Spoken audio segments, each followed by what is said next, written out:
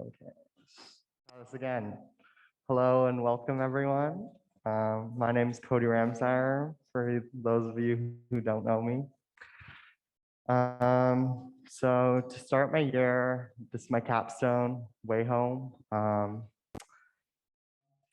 Like I said, I had the opportunity to go out to Fogo Island this summer, and I got to work at the wood shop. And kind of through this experience, I got to work with the pieces that they had fabricated, inspired by Newfoundland's vernacular furniture design, and a lot of the traditions that the community has were kind of inflicted throughout some of their pieces that they designed in their original collection. To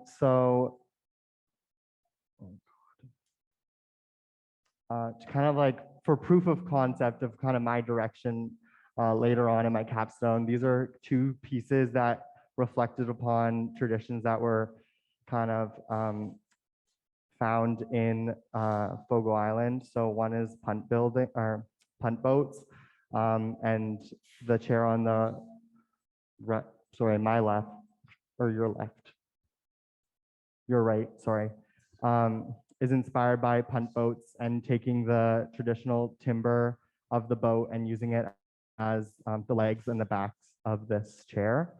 And then similarly, the Bertha chair that the woodshop also fabricates was inspired by barrel making, as well as the Brett house, which is located below. The shingling on the house is transferable to the cushions on the chair. So this is kind of where I started getting inspired for my own capstone. And then from there, I shifted to research, which began with place. So where I'm from, when I came home, I thought, like, how do I approach how they kind of took their furniture to where I'm from. So a place where I grew up is called Tavistock, a rural community in southwestern Ontario.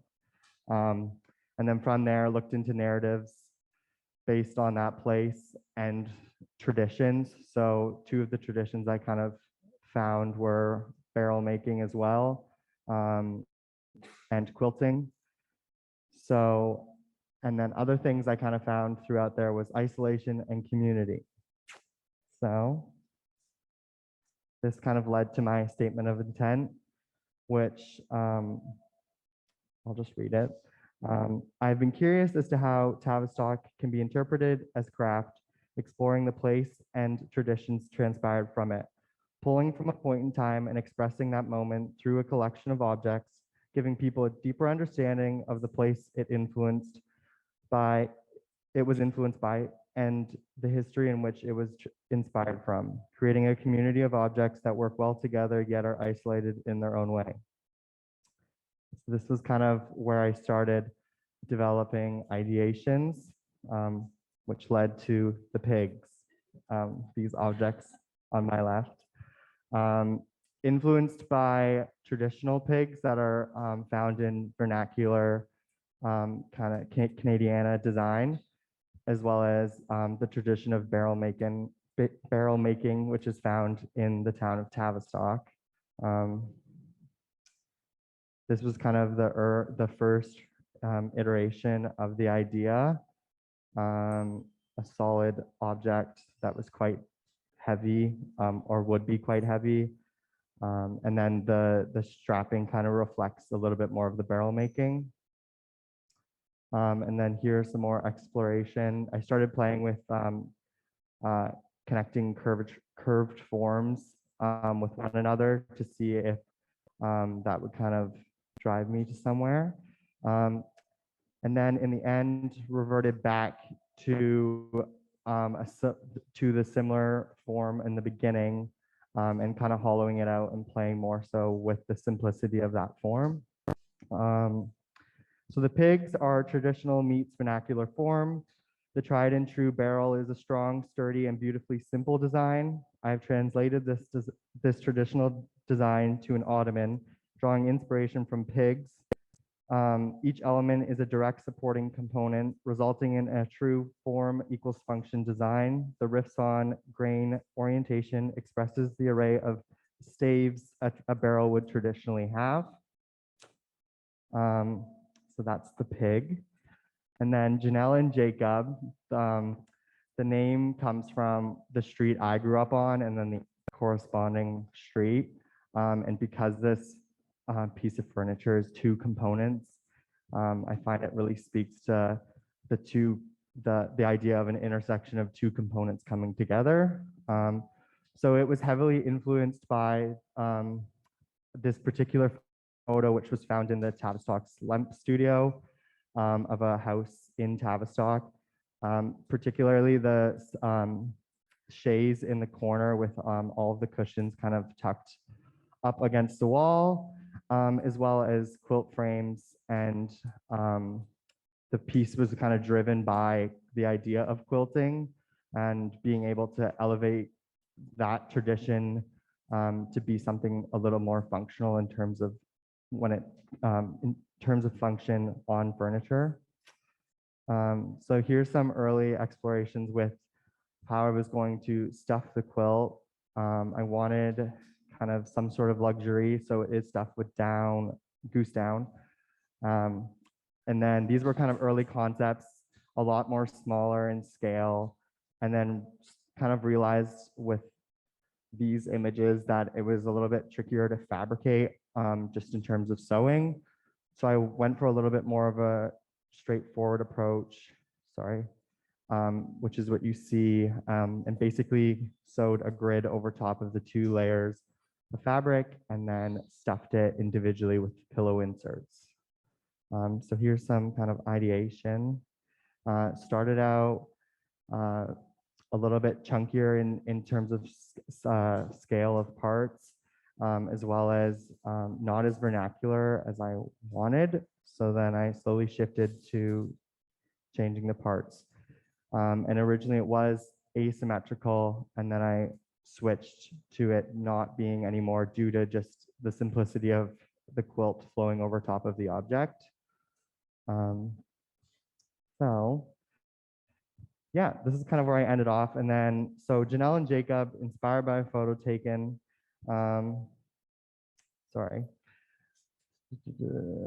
it has an exposed handcrafted structure of solid birch, becoming an essential aesthetic aspect of the design rather than a concealed functional support, accompanied with an unconventional quilt stuffed with goose down. The tradition of patchwork was born of scarcity and resourcefulness in rural communities, taking leftover fabrics to create larger pieces that could function once again. The quilt is made using repurposed denim, inspired by rural farmland surrounding Tavistock and reflecting the mismatch of fields coming together. These two pieces are isolated due to the material differences of them, but are cohesively brought together to make the chaise sittable. The proportions of the lounge lends the form to invite conversation in a space, a temporary spot to get your feet up. However, due to its more elevated and upright nature, the user is always ready to go whenever needed. And that's it. So, do you have any questions?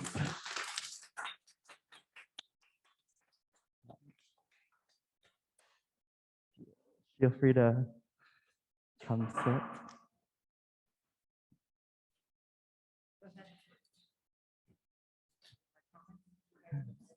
Cody? Yes. A quick question. Yeah. I didn't follow, and it's probably me, so I'll say that. Could you tell me a little bit more about what the initial pig was? I did not follow what you showed a picture of it, but I didn't understand the connection. So the pig was initially inspired from that form you saw earlier, and then kind of combining that idea of, that form with the tradition of barrel making. So kind of trying to blending the two together to create kind of a functional object. Yeah, that kind of helps. But it's okay. The pig, the initial inspiration image? Yes. I didn't follow. Oh, what actually sorry. is that? That's what I didn't understand. So That guy.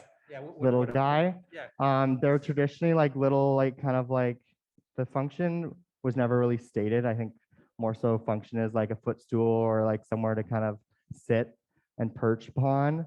So like taking that really like robust form and interpreting it as if it was inspired by barrels. So Gotcha. yeah, Okay. Thank you. no problem.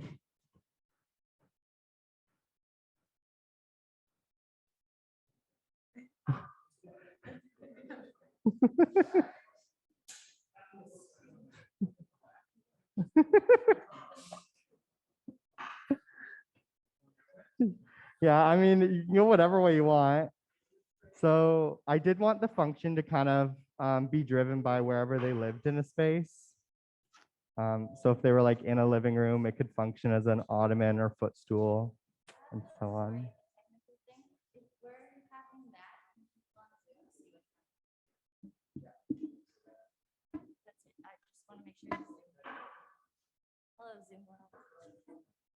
Yep.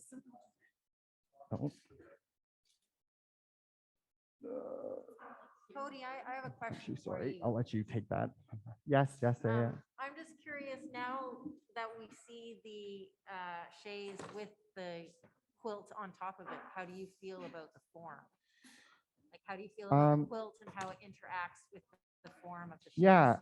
So kind of when I set out for this piece, I really did want it to be the frame was its own component and the quilt was another, and that the two couldn't kind of function without the other because the tradition I was heavily focused on was quilting. So if you were to take this component off, which you very much can if you want, you'll kind of find that the frame itself becomes less kind of comfortable and almost kind of like not as intriguing to kind of go sit on. And that's kind of, so I am pleased as to how it turned out in terms of the contrast between like a very linear frame and a very planar quilt material.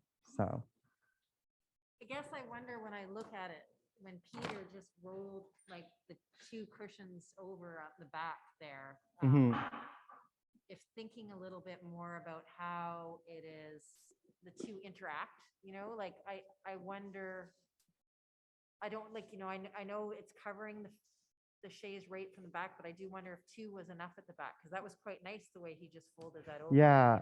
And like just thinking, I know you had the module of the cushion, and so all the modules are the same. And these are things we've discussed in the past, but I wonder if it would have been worth varying that. Yeah. Like, because that's an interesting function and an interesting, well, interaction between objects. And I think too, the kind of the discovery of how this component ended up coming out, like the quilting piece, I found it to be quite versatile in terms of how things fold. And that was kind of a discovery once it was made. So I think in like further renditions of this, there could be definitely room to play with the idea of like how the folds work, because it was quite kind of interesting to see like if it was larger, this could be like your armrest kind of, and seeing it a little bit more modular. But like I said, it was kind of there is little things I definitely would like to play more, and this was kind of the first iteration. Stuffing the pillows as one piece was very challenging. If kind of gaining the like knowledge and skill I have in sewing now, I would probably be kind of inclined to do like fold over pockets so they were removable. Just in terms of like when I was sewing this, I had like a lot of weight on the left side of the sewing machine. I was like feeding it under. For the most part, I would do it kind of on my own, but then would have hands like when it would get really tricky in terms of the scale. But it is interesting, and it's always a nice byproduct of these projects when you can see the potential for even further refinement or collection development. So I think these discoveries, I can't help but to wish they came a bit sooner, because I think they're really good yeah, discoveries.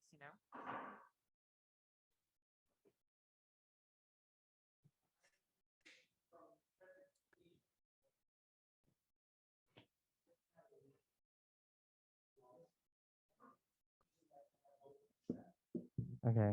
only in the sense that it didn't help me understand how these, what these two were initially, and then I had to get more information. about Yeah, yeah. What the inspiration was. But what I really appreciate about your shades is that for me, these are they're sort of the Mm-hmm. sit on, so you expose. They're exposed to all these different structure. You decide you want a pattern of these structures. Yeah. But you brought those out. Mm-hmm. Right? Comfort-wise, I think you're not both pushing out the back. Mm-hmm.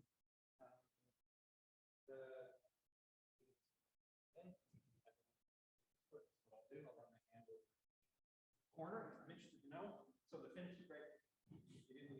Everything's like finish and details. And all of the details that I've done, where we started together. Yes. I'll look at this, the routing, everything is really crisp. Thank you. What do you think about the laminations? Um, In the end, like this? yes and no. I kind of was in a way when I chose to switch the grain orientation to riffs on, it was to convey more barrel-esque form.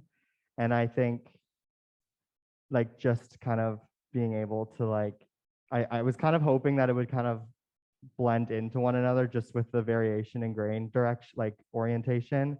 And I was always like really hesitant on like if this was like a sheet good or veneered, just because it's like I picture these forms as really robust pieces, and I didn't want like the seat out of all things to be kind of like a sheet good material. So, but I don't know if that answers your question. Yeah, I'm just curious.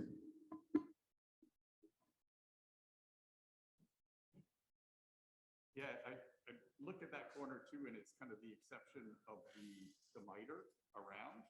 So just while that topic's up, I guess it saves you two curved miters. Did you do, how did you construct that? So yeah, that was one thing, I guess, in terms of fabrication, bringing the two together was something a little bit too complex in terms of like the scale of all getting these objects done. And I think there is an opportunity to like have them meet on a miter.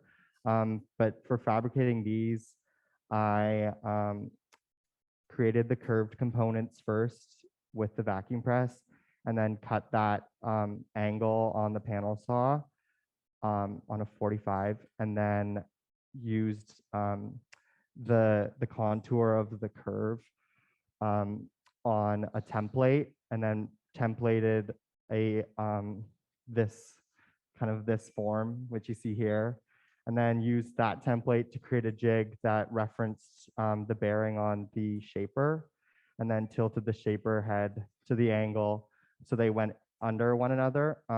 Because originally when Peter and I kind of discussed going about this object, I did initially design it where they met on that, like so it was seamless. But like I said, just in terms of fabricating, it was a little bit more kind of straightforward and a little bit just simpler to just fabricate in that direction. So. Okay, not the hard one. Just a kind of wider question about where you came from and where you imagine these things going. I understand, you come from a rural place and you understand the sense of community, and you also mentioned the isolation, and then some of the traditional items that you bring forward. So, what would be the purpose or the end user of these? How do you imagine these kind of bringing that forth, and where would they look? I think in like collaboration with just hopes to like convey to people that communities have lots of historical knowledge and traditions to be kind of picked upon, and to be able to like express those traditions through more contemporary and new objects allows them to kind of appreciate how a place kind of was developed and like brought up, and then see them reinterpreted interpreted in new ways, because I think a lot, like, no one's really making barrels anymore, and quilting kind of is like, there is people doing it, but it's like kind of, if people just, it's not as kind of as much of a necessity, I'd argue, just because a lot of people quilted for the reason of like staying warm at night, especially like patchwork quilting. So I picture, I guess, showing these objects to people to then kind of think about where they're from, and then also the past and the traditions, and then potentially like just in collaborations with historical societies to like, if this was displayed with other historical moments of Tavistock, people would really get a good sense of like what was old, what's new, and then what's to come. So So you're imagining bringing them back to the place and saying, yeah, "Hey," yeah, I guess. yeah, it's a constant issue and thing going on here in the school where everyone deals with tradition and everyone tries to take and bring that. So it's overt here, and I think you've done a good job of kind of sticking to the roots, reimagining the quilt. I mean, I got to take a picture and show it to my aunt because she's a crazy quilter, and the modularity of the piece too. I know in my house it would come apart and be reused, and like you say, the precedent of the old kind of pillows in the textured room. It's great. I think there's a certain amount of sentimentality, but you've moved it forward. But interesting, even say between the two pigs, how a different choice in finish really moves there's a kind of continuum from like, like a barn find chair to like a super modern piece that has some relations to that. And you're busy placing yourself on that with every move you make, right? Which this one is finished. This one's on hold. I wanted to finish this one with like a red, to kind of pay homage to barns and like the traditional color of red being a barn. So that's a little bit, but I am kind of interested, like you kind of say it's interesting having the two contrasts, I guess, a little bit more raw and refined version. So thank you. Yeah, Cody, I would agree with Andrew in the way that the frame peeks out and suggests itself. And then when you take it off, it's a beautiful thing. And I think it's achieved exactly what you wanted to try and achieve there with that, just the slight reveal of the frame underneath. And I think it's really interesting hearing what Scott's talking about in terms of what who would the end user be? And that's such it's a common question that we always have. And in your case, it's so much wrapped up in I guess the intensity of the research and the conceptual connections between the visual and the actual object that I don't really care anymore who uses it in so many ways, because it's almost like this is the start of a way to create a better awareness of the people in your community about what they actually have, and you become that filter. And I think that was kind of your goal to start with, and I think you've really done a remarkable project, staying true to the intention that you had and being inspired by your experience at Fogo. But this is, to my mind, far more in-depth and authentic an experience perhaps than what they're trying to do there. So I think it's really, really fabulous what you've been able to achieve in that chunk of time. Thank you. Yeah. And I think it's great that you titled it Janelle and Jacob. Yeah. And if no one knows who Janelle is, you'll find out. And sorry. I was just gonna say on that note, I think too, for this project, it has been like, I didn't really know much about Tavistock truly. Like I did, but I didn't. So like being able to even just dive into our historical society, and it has been really well documented. Because I've learned a lot about Tavistock now that people in my generation don't know about. And I think it is important that people do know about these things, because it's just like learning from your history really helps develop like the future. So yeah. You should Yes. consider how you can show these to the community there. Yeah, that was, yeah, like mentioned, like I would like to get in collaboration with our historical society to really paint a really good picture of like how these all relate to one another. It would be great if you complemented it with some of those photographs. I think would really lend some lovely context. And I just had one last comment about the patterning on the quilts with the denim. I think worked really well, because I have to say I worried about that because it could go so wrong, but it went really bright. And I think forcing the geometric grid on it, suited the material, but of course references the land really nicely. So well done on that. Thank you. There's just a question in the chat. Oh, Someone God. was wondering if you could talk about the joinery for the pieces. Sorry, I didn't catch that. Sharon, talk about the joinery in your pieces. Yeah, I can do that. So all the joinery on the chaise was fabricated using a router jig to create a shoulder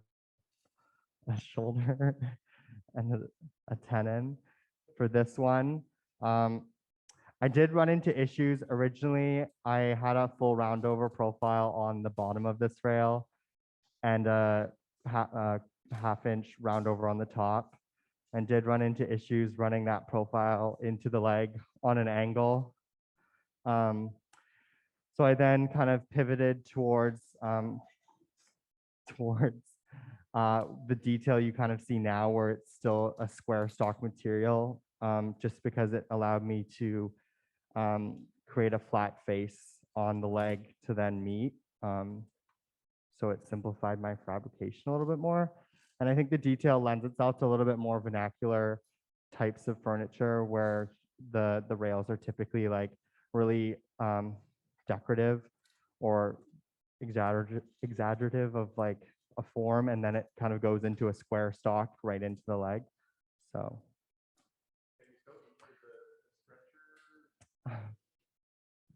so I always had I was never sold on, I didn't want an understructure, but I think with the size of this, I'm happy I put it, because it does add a lot of rigidity, and it keeps the legs over time, at least, maybe potentially staying together a lot more.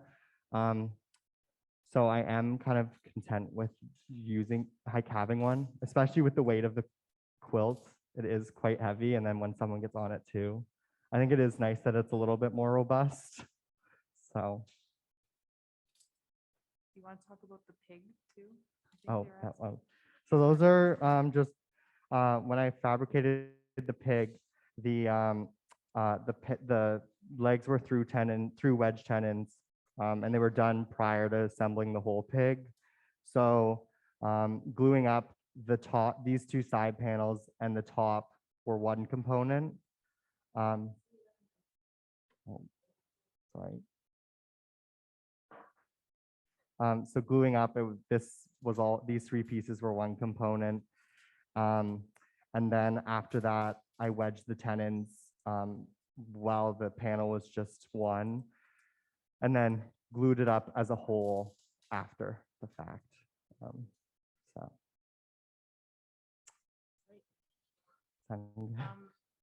Any final comments, because we should move along?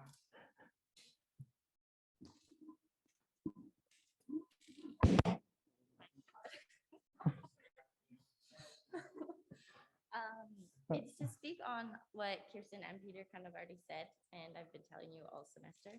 I think you've done a really beautiful job of creating something that has the potential to be outdated and made it modern and cool. And you really like brought this, I don't know, so like an appeal to something that maybe wouldn't usually draw in sort of a younger generation. So it's really neat how you've modernized tradition. Thank you. Thank you. Okay.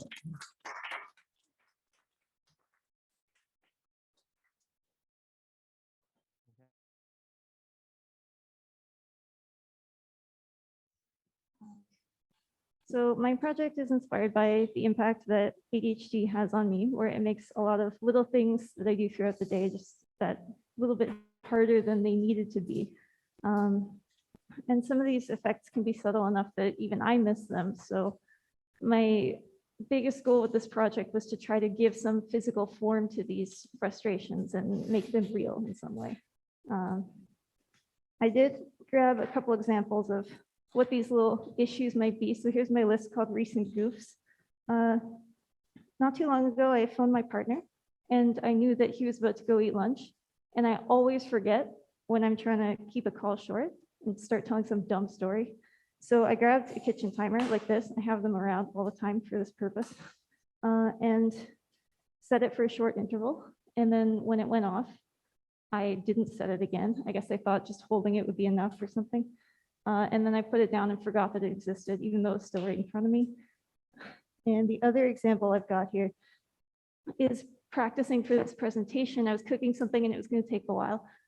So I decided I would try to practice it from memory. And even though it's a fairly straightforward narrative that you should be able to just tell step by step, I got distracted to the point of forgetting that I was even trying to do this about 3 times and then gave up. And these are both from yesterday. And these examples, none of that is really critical, none of it's urgent, but the emotional impact can build up over time because I feel guilty when I keep my partner on the phone for too long. And I feel defeated when I do so, even though I tried really hard not to. I don't know how to feel when I try to run through my presentation, which I think should make me feel better. And then it turns out that maybe not trying would actually have felt better. So I knew from the beginning that I wanted to make some sort of home furniture item because that relates to the context of where I have all these difficulties. And one of the first issues that I ran into was not having a very clear understanding of these, how exactly ADHD is affecting things. I can feel it when it's happening, but I forget it very quickly, which is part of why these are both from yesterday.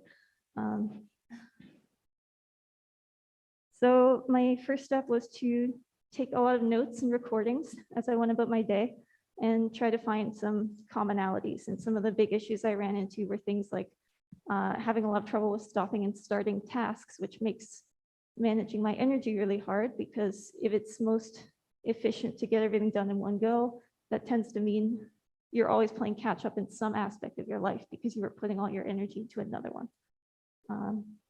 So some of the keywords and ideas that came from this that became the core of what I was trying to express here are sort of this entropy or disintegration, a sense that things are always kind of falling to pieces. And there's something else anyway. It's just sort of quietly eating away at you. Some of the early material experiments were done in really malleable materials, which I think was nice for getting away from a lot of the thoughts that we as woodworkers can have when it comes to just all the little details around wood and how to make models. So it's nice to be kind of free from that. This is one of the early designs that I had for furniture that looked like it was melting.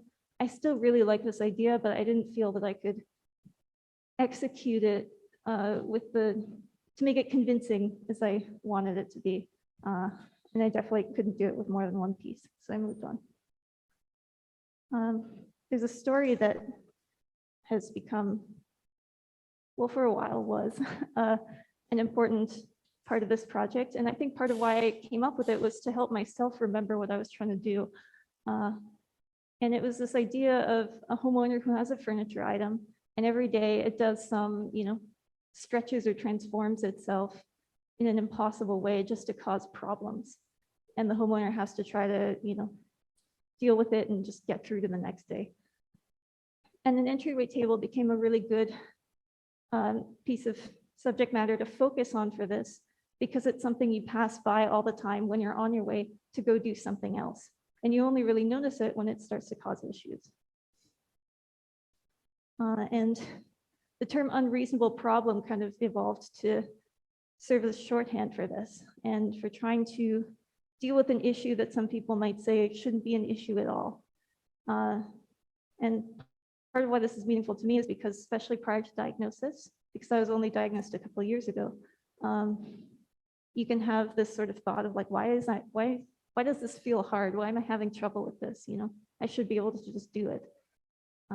And a lot of the advice that people might have for that may not work because it's not really addressing the actual cause of the issue, which can lead to more frustration. My first design brief was really based around this story and the idea that there would be some sort of clear evidence that the homeowner had tried to do something about it that didn't really end up working very well. These are my fall term mock-ups. And the pictures are a little bit misleading because they're meant to have an actual item of some kind with them as the evidence of the homeowner trying to do something about these issues. And it was nice to experiment with them, but I didn't feel entirely satisfied with where I was. And I wanted to try to approach things again. So my goal didn't change at all, but I decided to essentially let go of almost all of my requirements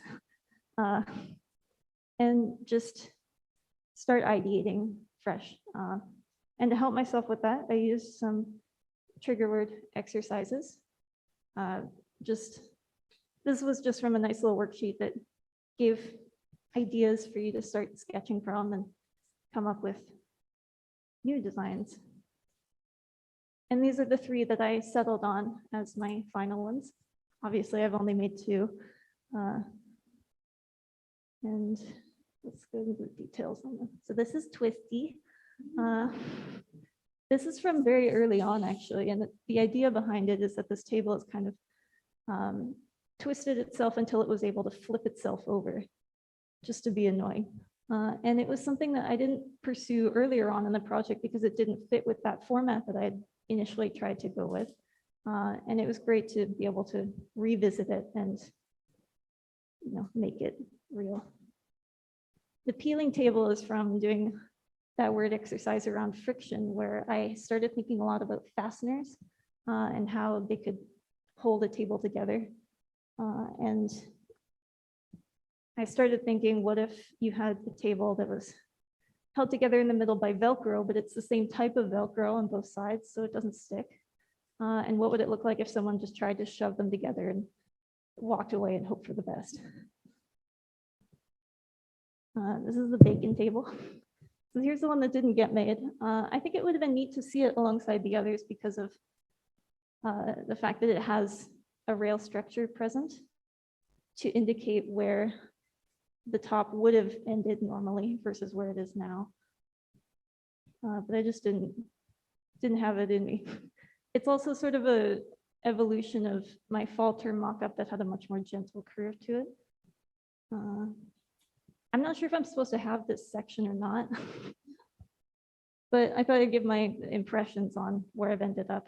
So I think that aspects of what I had hoped to communicate are not present in the final work. But I do think that I was able to at least kind of get to that core feeling that I was trying to express. And maybe it's just kind of a moment of this experience rather than something that can really tell the complete story. But if the tables can start a conversation and they're funny looking, then maybe that's enough. And I think that's about everything. Sorry, could you, oh, Sorry. could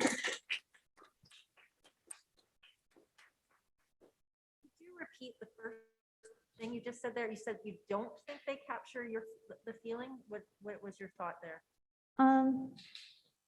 Essentially that, let's see, back at the beginning here, I had, oh shit, these keywords and ideas that I held on to throughout, and I think friction was among them.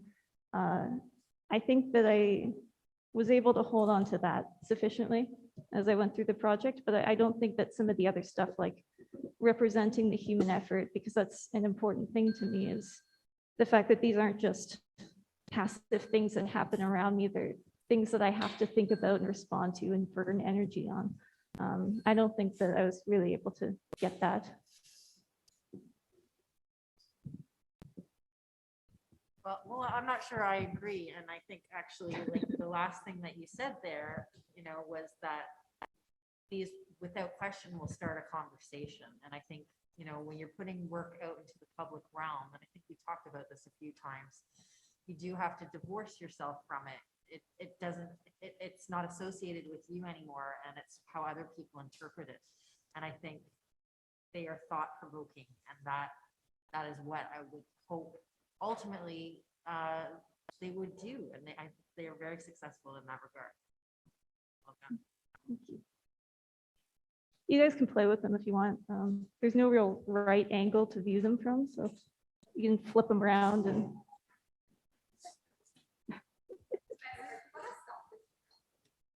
Sorry. Stop share. Oops. There's an image of a little mock-up in yellow. Is that butter? Oh, that was beeswax. The original plan was to melt those, but they took 8 hours to make, so I just kind of wanted to hold on to them. I started at 8 p.m. Sucked.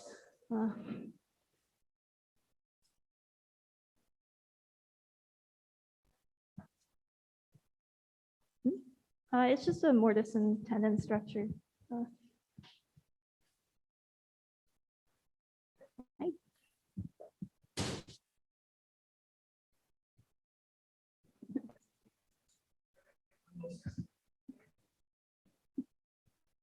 Well, you've definitely captured that kind of struggle in some ways. And I think what you described, I feel to some degree on a daily basis, and I think most people do. So, I'd like to say everybody is involved in those kind of thoughts and processes in their mind, especially in design. So we're with you. And you've kind of found a fear of fine woodworking, and you've like dug in, and it's like, how do I'm trying to explain the emotion I get from them, because I think, definitely they're pieces that are full of emotion, but then they're also very finely made. They're missing, like, say, the skirt. It's interesting that you brought the skirt up, because you have to think back to, like, how did this happen? Like these were made, the narrative I have in my mind is that they were made kind of straight, or maybe the process of making them was flawed enough that they were kind of put together straight, and then they've kind of done their own will. But then they're beautiful things as they are. So I guess my comments are about the kind of emotive weight of the things. And I think you've really done well in kind of expressing that in a physical object. It's still, convincing as a piece of furniture, even though it's maybe not serving a functional thing like a table does, which raises the surface up so it's easy to reach. But to say walk by, like literally thinking of that in the front hallway, walking by that in the morning and coming home is going to make your mind think in a different way than a purely functional piece would go. So I feel it.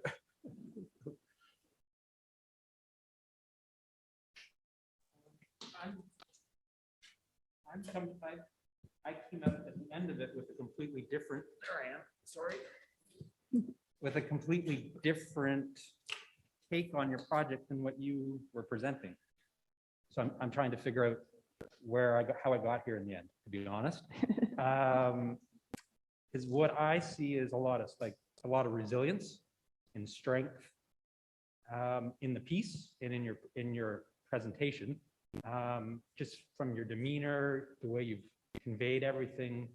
And then when I look at the work, I see, as a material, I see objects that are seemingly overcoming obstacles. And as wood does, wood's even, wood is a material that continues in some ways to live after we've cut it down. This table, for me, is trying to get back on its feet.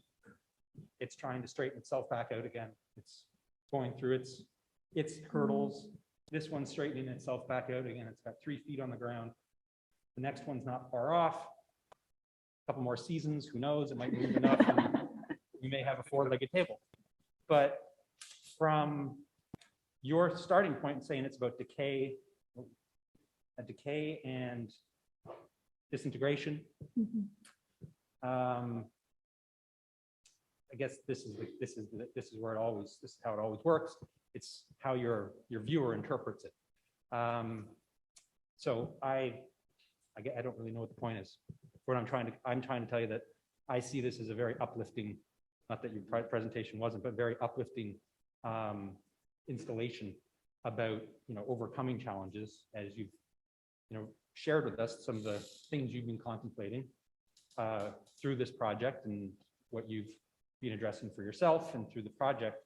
I hope you see it also as quite an accomplishment to convey a thought and an emotion as functional furniture. I have not seen it in that light in this table, maybe. Although I put my hand on it and it started to come after me. But I really wanted to emphasize that from the way you presented it and to what I'm seeing, I really feel something that's positive and about resilience and strength. So I commend you for that, because it's not an easy thing to do, and also to use a material like this to convey those types of thoughts. So.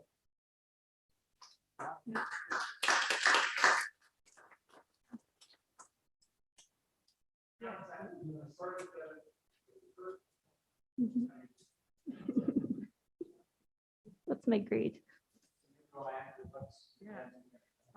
Kate in the chat just says, Vesper, so compelling to see how your thoughts came together throughout the process, and these final pieces, very inspiring. Congratulations. Oh, I feel you. thank you very much. Sorry.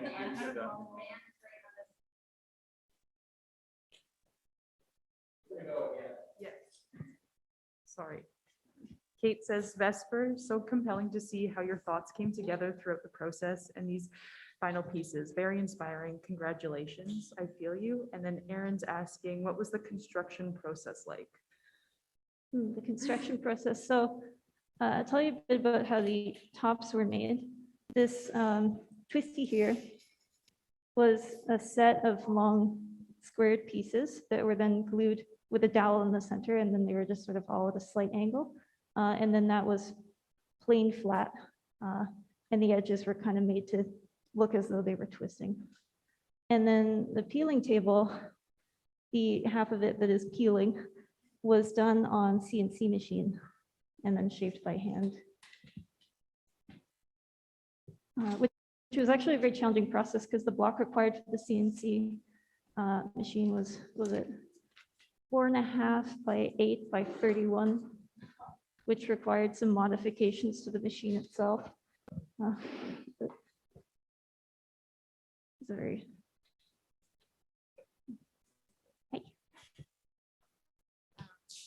I think that what Andrew just described is, so how you interpret this project was this kind of like negative decay, and how Andrew sees it is uplifting and inspiring. And I think that speaks so loudly to the mental sort of struggle that is ADHD, because it's so hard and you beat yourself up and you just don't feel like you can do it. But then other people see it as inspiring, and it just shows like how hard you are on yourself. And that means that these pieces are already doing what you want them to do. The conversation is happening about, I guess, mental health. That's good.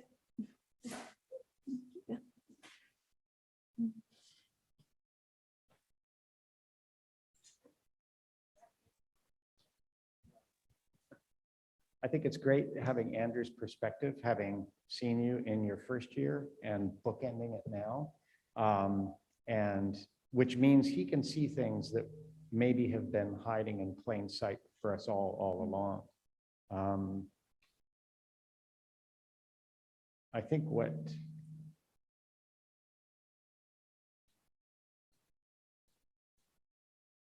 I thought you were going to be emotional in your. I think the turning around of that that project, as Andrew described it, is really emblematic of everything that you have been trying to do this year. And it's been really an honor to watch that happen and see that level of confidence and growth occur. And I'd love to see the third piece at some point. And maybe it's a kind of visiting artist gig that you can do next year and continue the project somehow. But anyway, great on you for persevering, for learning a lot, but also having the grace and intellect to show us what you have been struggling with and what you also have kind of, I don't know, exercised through this project. And you can spell exercise any way you want. Thank you, everyone.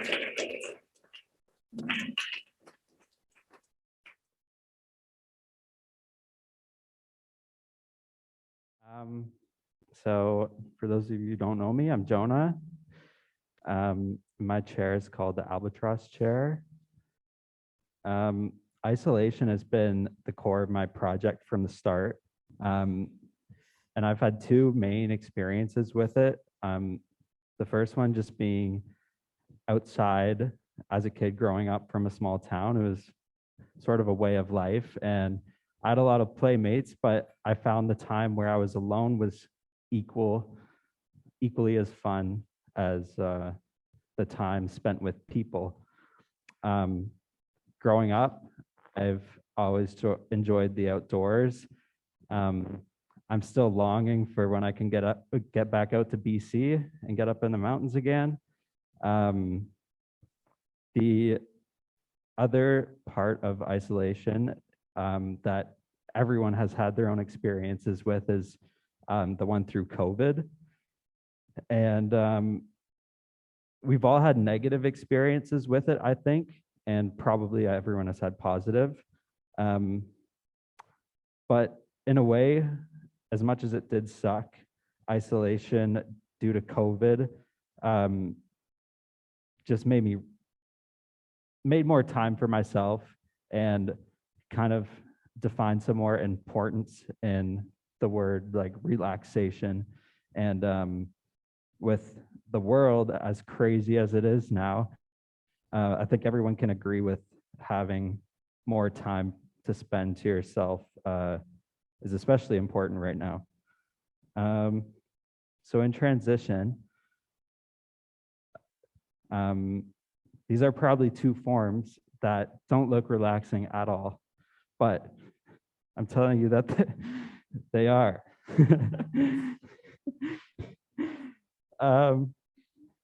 So my first main inspiration in terms of chair forms is the wingback chair.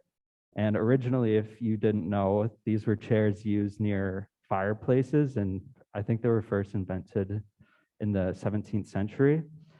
And the wings of them actually trapped heat in between them to shield the user from drafts and keep them warm at the same time. Now they're not as effective, but they still make, like, people still have them. They still make for nice like corners to read in. The egg chair, for example, I think is a great adaptation and takes inspiration from it. And sorry, continuation of thought. I see the wing chair as like a form of focus, and the wings help kind of caress the user and make a more personal space rather than like a space that is conversational. My second inspiration is the Windsor, and I think that it's relaxing because it's not necessarily the most comfortable, but it's a chair that people associate with home, I think. And you don't see this chair in many other settings other than people's homes. So it's just a familiar form that I think we've all come to appreciate. And besides that, I think building a Windsor inspired chair will just leaves me with a great challenge that's worthy enough for a capstone project. I remember being in first year looking up to students like Samson, and I didn't care what my capstone project was going to be about. I just wanted to build a really special chair. So my overall project brief is using the Windsor and wingback chair as inspiration. My goal is to explore comfort beyond physical ergonomics. A must is it must isolate the user, have wings, be comfortable, have spindles and other elements of Windsors, and be easy to look at. It should be transportable. It has, and it could include the use of felt and be tactile. So this is my design development, starting with sketches. Just some sketch models on the left and then presentation models on the right. This is the first mock-up, which was huge, if you weren't here for it, but I know you're all aware. And then this was a major crossroad in my ideation where I was very set on using felt as it's a material that is warm. It has sound acoustic properties too. And weaving it in between the spindles, I think, was a way of complementing them, but also getting a farther message across, which is like that feeling of being wrapped and surrounded by something. But there is a lot of ambiguity in that process, and not knowing how it turned out just seemed like too much of a risk to take. So here are some spindle ideation. And then my second mock-up, which is more proportionate. And then on the right of the screen there is playing with different shapes of legs. And then finally fabrication. So I'll just whiz through these. Bent lambs. This is a lot of the joinery that was made, which is mostly floating tenons, and the ones at the back are wedged. Hand shaping the spindles and turning the ends. And some fun, sort of stressful glue-ups. And then fabricating hardware, which you never see. And then lastly, I didn't get any process shots of this, but thanks to Peter and Michael Fortune, I was able to make a more comfortable seat based on his methods, combining different densities of foams and a crisper profile, as the black part there around the edge is a high density foam that allows for that. And then finally, just some studio shots of the chair.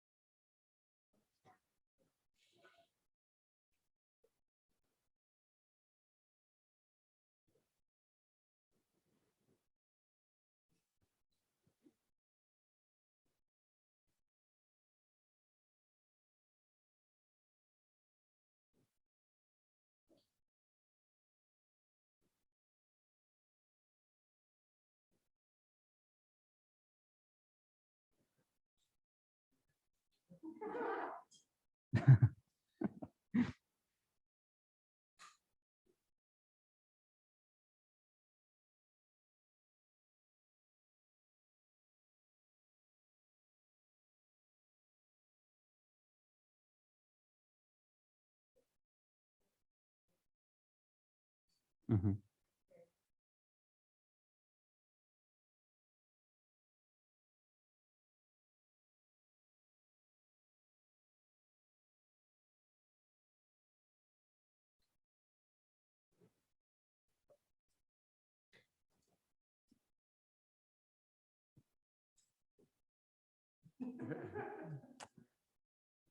No. No. Can we take it off? Uh,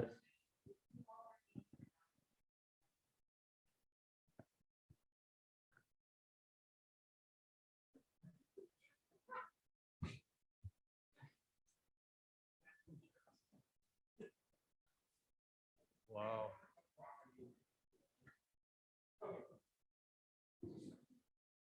Interesting that you mentioned Samson from a few years ago. yeah. But yeah, it has such a skeletal feel to me. It's exaggerated way beyond you know what you would imagine from a Windsor chair in dimensions and in curves.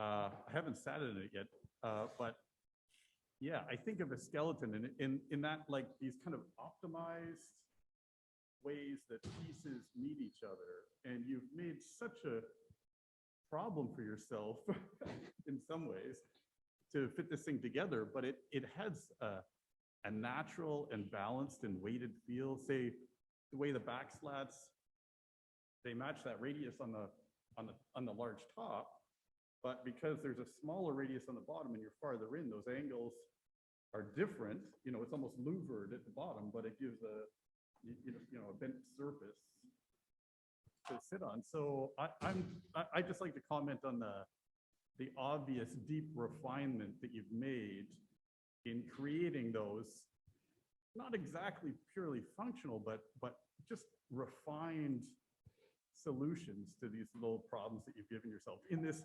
exaggerated way, as if all the flesh is stripped away. And I understand for comfort and whatever the other pieces might be part of that composition, but but just as a bunch of bones together, really great.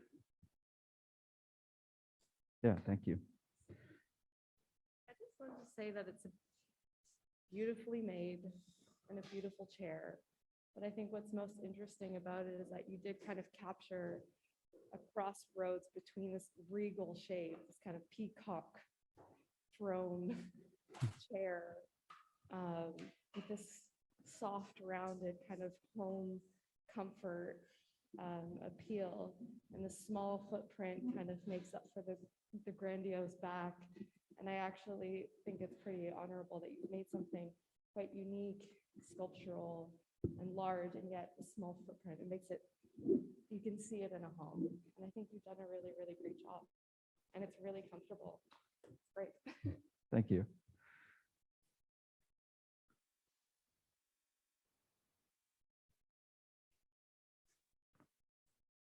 The footprint is as it is because of some of the structural challenges for sure. The bottom member crossrail that receives the slats. It is a little bit concerning though. It's just the size of the footprint, like where Connie's, when you really, for something that's a lounge, you want to throw your weight back. It's something that I don't know, in several iterations, do you attempt a different way of putting the parts together or to address that? It's a tricky one, and I know that you struggled with it. So it's not like you didn't look at that or you overlooked that part, but Yeah, hard it was thing a to mock battle up. for sure. There was one aspect that I was really drawn to when I started ideating, and that was the spindles coming past the plane of the seat. And unfortunately, there's not many ways to achieve that, a larger footprint. And I guess the spindles, that detail with the spindles is something that I always desired and didn't want to let go of. So, I could have definitely made it in other ways, but I was just attached to it, and that was just one part of it I didn't want to let go.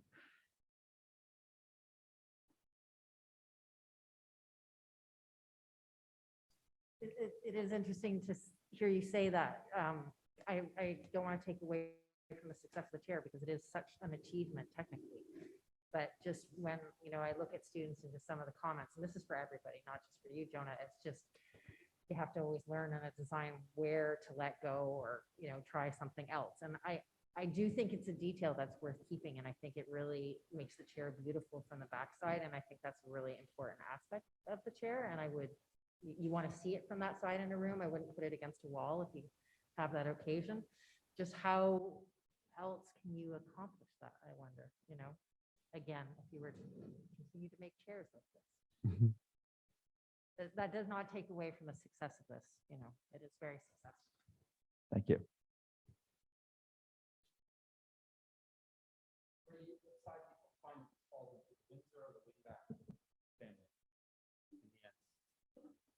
Um, I would say wing back, I think. I mean, I think a big part of Windsor chairs is appreciating the methods in which traditional Windsor chairs were made. And I don't think I really used many of those. I think the spindles are reminiscent of Windsors, but for that reason, I think it more of a wingback.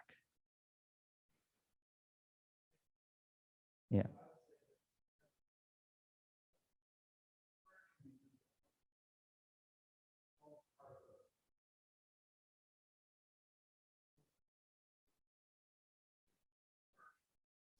Say it again.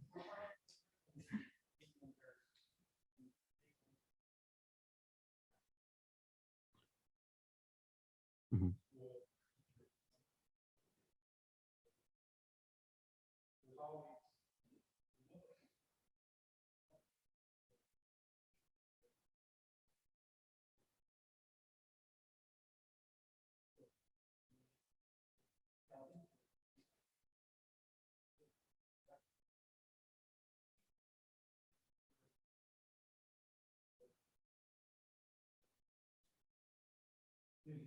Mhm.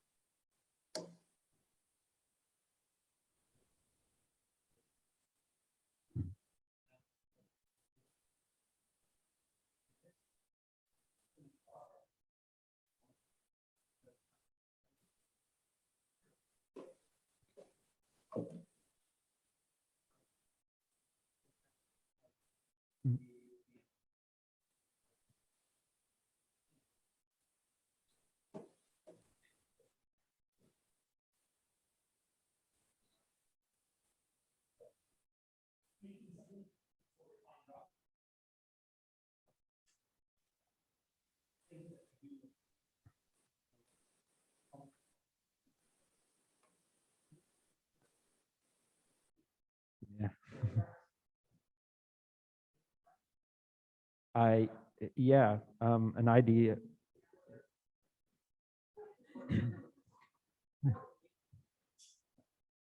Um,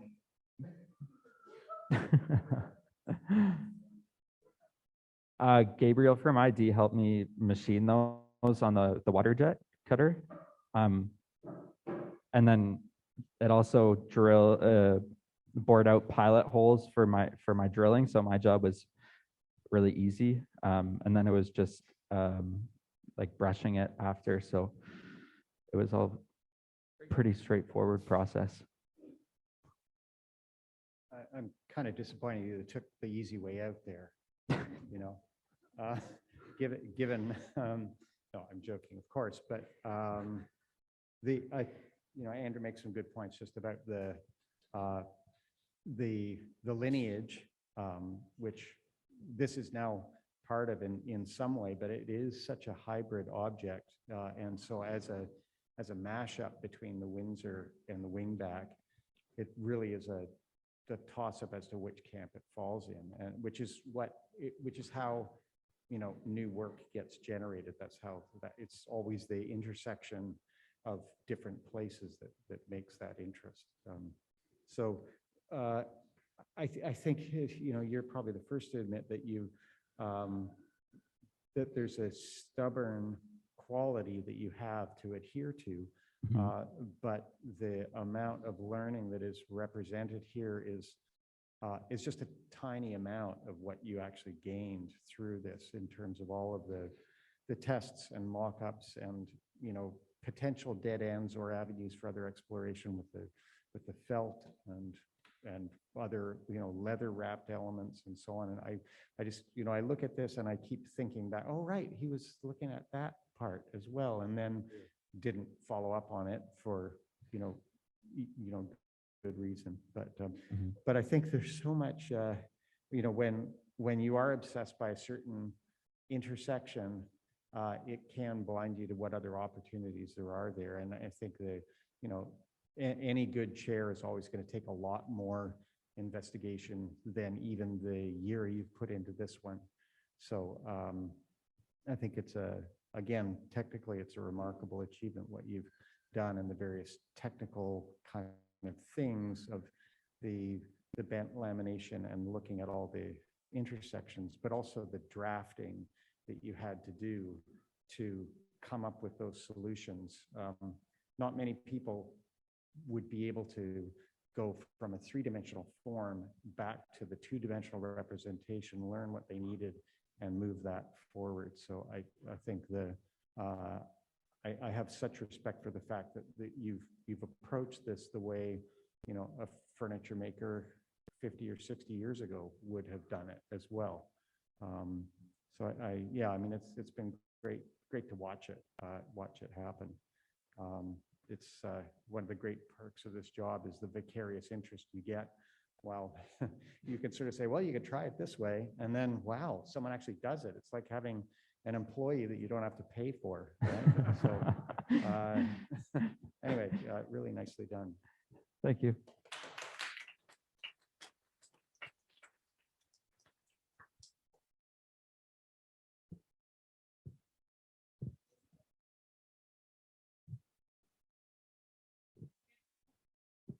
Yep. All right. My eye definitely goes to sort of the upper half of this chair, just because of the graceful curves and the lightness. And if I cover that up with my hand and I focus on the bottom of the chair only,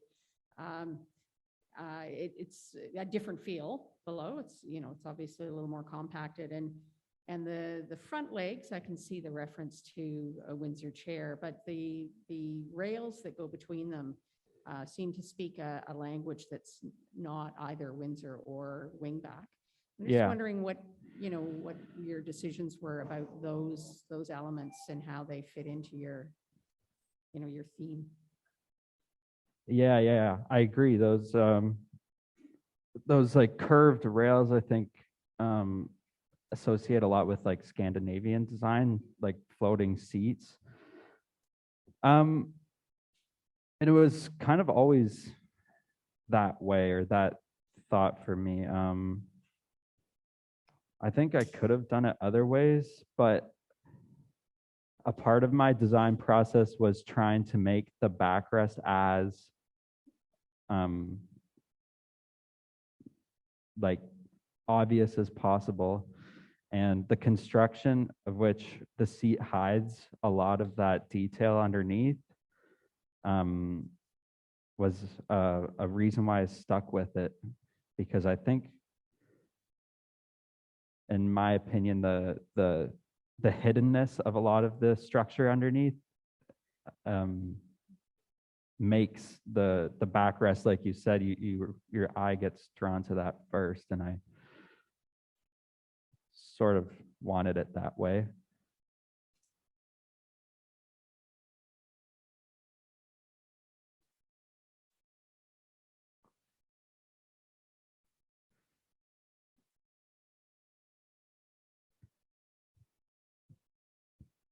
Done? Thank you.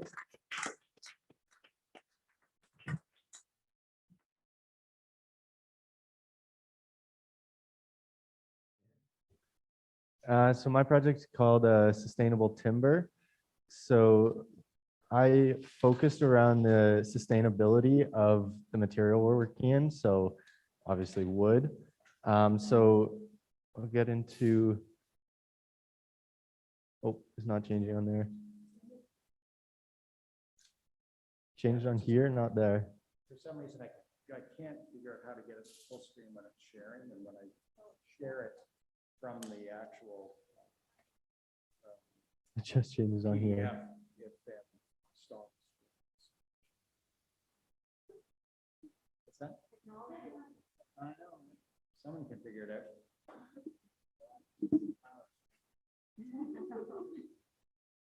It's only changing on the computer.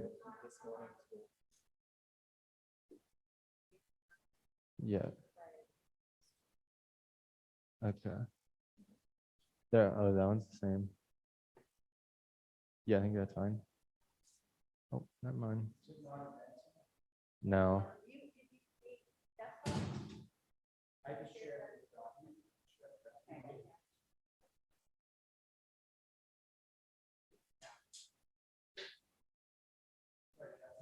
It's all good.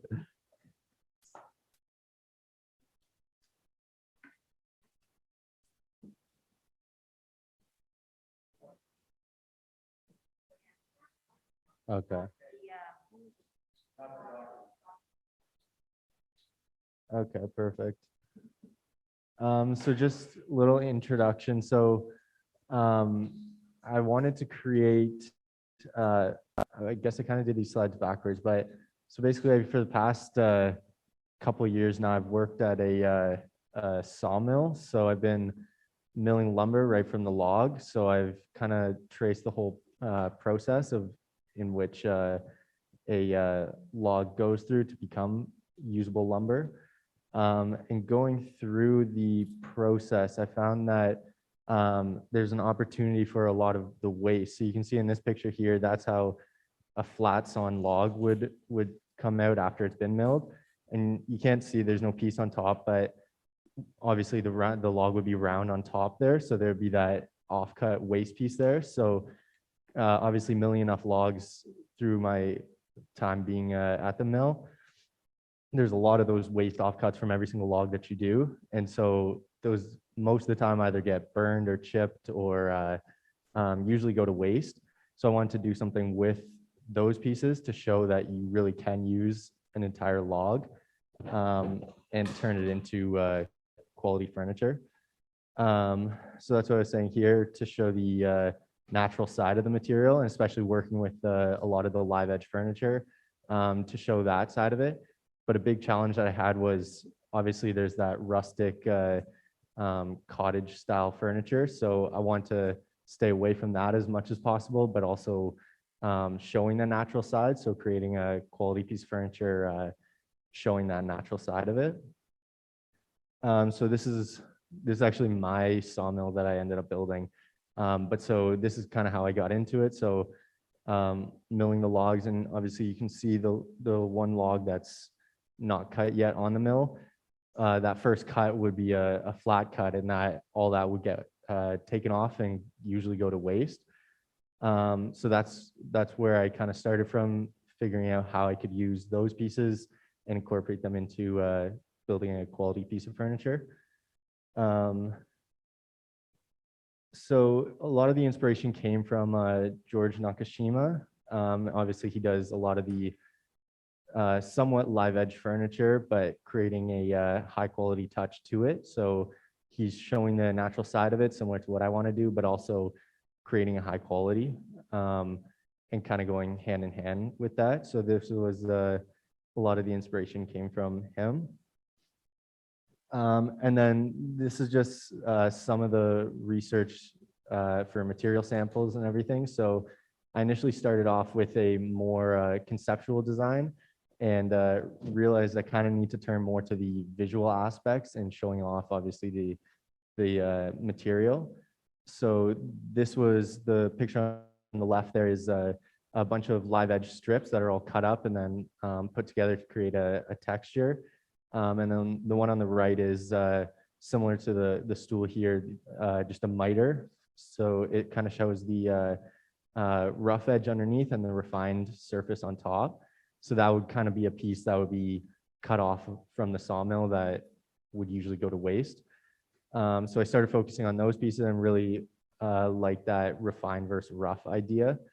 So I focused on that idea and then ended up, this was one concept I ended up coming up with. So the one on the left, I like that, obviously the refined versus rough as well. But that contrast between the two rough edges facing each other. And then the one on the right was a larger bench that had the miter on it to show that refined versus rough. So these are some ideation sketches I ended up getting into after. So actually the drawings on the left, that was the original concept. And that was more conceptual and kind of ideation into it, less of the actual visual aspect. So then I got into doing more with the actual live edge pieces and got some rough ideation sketches. And then from there, I kind of began developing it a little bit more. So the one in the top right corner was using those the miters. So it would be stools that tuck underneath a coffee table.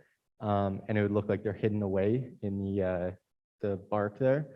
But obviously with the proportions, it didn't really work out too well. So I kind of got away from that idea.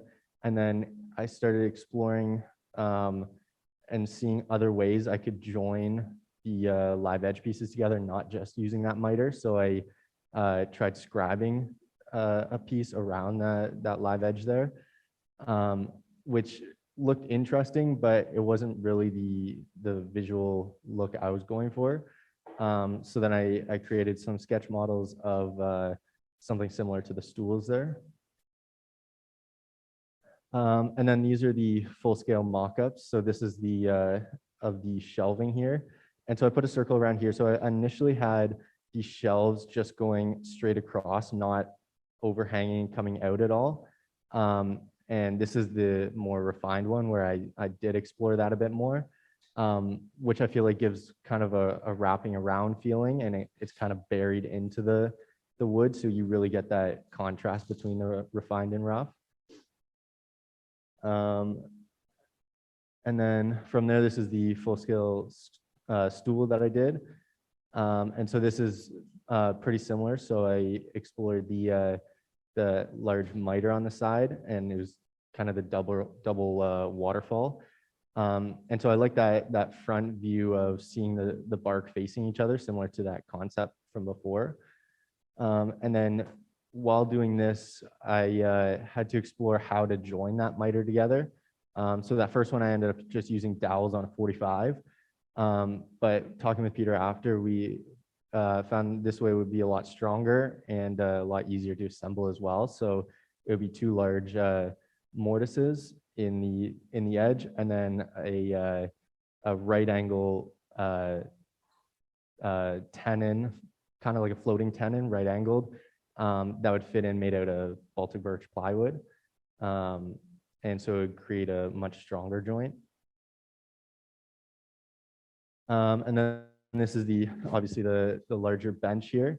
And so this is just the mock-up, and I ended up actually just using the big slab here for the mock-up, but ended up actually liking it a little too much, and then I wanted to put it into the final piece. So I kept that same slab. And so I just showed a drawing of it's actually a sliding dovetail into the edge over here, which I knew this slab weighed quite a bit, and obviously this weighed quite a bit. So I wanted it to somewhat be knocked down so that if you ever need to move, it wasn't 300 pounds you're carrying around. So that's what I'm showing, that the upper portion of the dovetail there can actually be tapped out, and then the dovetail can easily slide apart and be knocked down. And so that's what this is it's a key. So basically that sliding dovetail is tapered, so that when you knock it in, it tightens as you tap it all the way in. And then that key, you can tap the other side and knock it out and take it apart. So that is everything.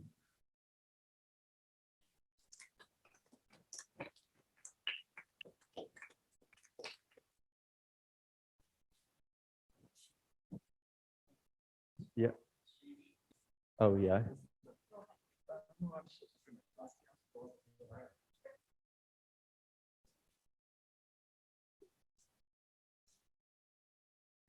Hello, Chad. I think even since first year, I've always been so impressed with your technical woodworking skills. Oh, thank you. And even this sliding dovetail, like I didn't even know you could do that. Thank you. And to me, this project, the most interesting part is the joinery. And even when you were showing the pictures of the raw lumber with the mortises in it, I found that like very visually intriguing to see such technical skill on such raw lumber. It's just something you don't see often. So it's Yeah, really neat yeah. how you've accomplished sort of the raw to refinement in that way. Okay, well, thank you. Yeah, well, I guess with the experience you've had creating usable wood from trees, you've Yeah. understood the potential for using these offcuts, but also in using wood that's less processed, you're creating less waste, right? Right. Not only I've got a lot of experience with using reclaimed wood and whatever. And when you see a piece of wood raw on the pile, it's easy to fall in love with it as it is, right? Right. Yeah. Yeah. And in our shop, we use this kind of point system where we're like, okay, what are the physical attributes of this piece of wood? Not only its look, its density, its usability, but where it is in the world at what time, because it has to get from wherever it is to wherever it's going to be processed, Right. and whatever it's out. So I can see the kind of moral imperative that you felt in the job of processing that wood, and I think it truly is a good and noble call to see if there's an aesthetic that can be developed that Right. that processes wood more efficiently and uses the qualities of the wood that maybe are more a part of the tree of the growth and the life of the thing, rather than the hard lines of machines. And it's a pretty good solution that you have where you mill one side flat, which then allows you to get things on machines and work in Right. a traditional way. Yeah. Yeah. And even just having the piece almost tell the story itself and figuring out almost in a sense what it wants to be even before it is anything. Right. Figuring right. that out. And even just finding this piece, seeing that it was a lot bigger, but the potential that's within it. Yeah, and I understand the will to go forward and do that. So I just wanted to say that. Can you explain the width difference of the bench and the vertical piece? So since it is knocked down, I wanted the bench to be a little bit wider, just because over time I don't want it to be sinking in. Like I want it to look intentional. And then also it does show that dovetail a little bit more, so you see the actual aspects of it. I have to say, I would argue the opposite, that to me, I don't see intention there. I unfortunately read it as a mismeasurement, because the dovetail sticking out looks a little fragile. You would get the graphic, along the side, and Yeah, I just know over time, especially with the tapered wedge that fits in there, that could change as well. So I didn't want it to be exact and then one being off, or that wedge doesn't fit in perfectly, so it's sticking out to one side a bit, just to have some playing room, especially if it is knocked down. Yeah. I mean, I Yeah. I respect that you're, trying to work completely in wood materials and not bring in any hardware or anything, and that's perhaps disingenuous to your intention. But then at the same time, part of me like thinks, if you are selling commercial furniture, there might be some better actually hardware solutions to knock it down in that case. Like if that was the thing, because to me, I would like to see those pieces flush. I don't know. I just find that sticking out of that dovetail, I don't see intention. I see, unfortunately, mistake. I don't know if that's fair. Or other people see it the same way. Yeah. Oh, they can't hear me? Okay, sorry. Oh, yeah.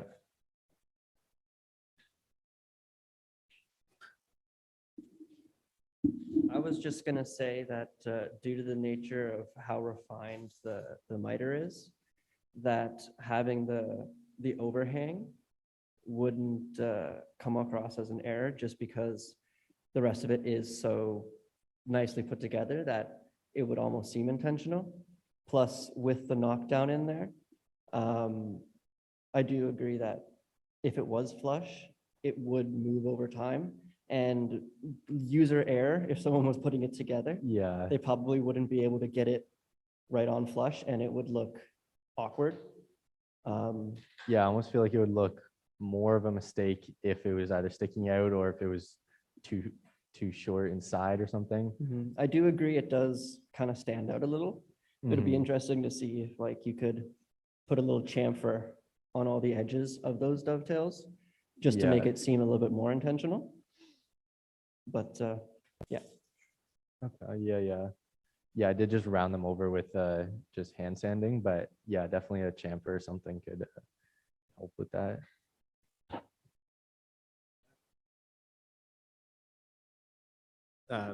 This is maybe a question for everyone, but we've referred to it as live edge, but all the edges are flat. So it's more like it's a live face than a live edge. Live surface, So, yeah.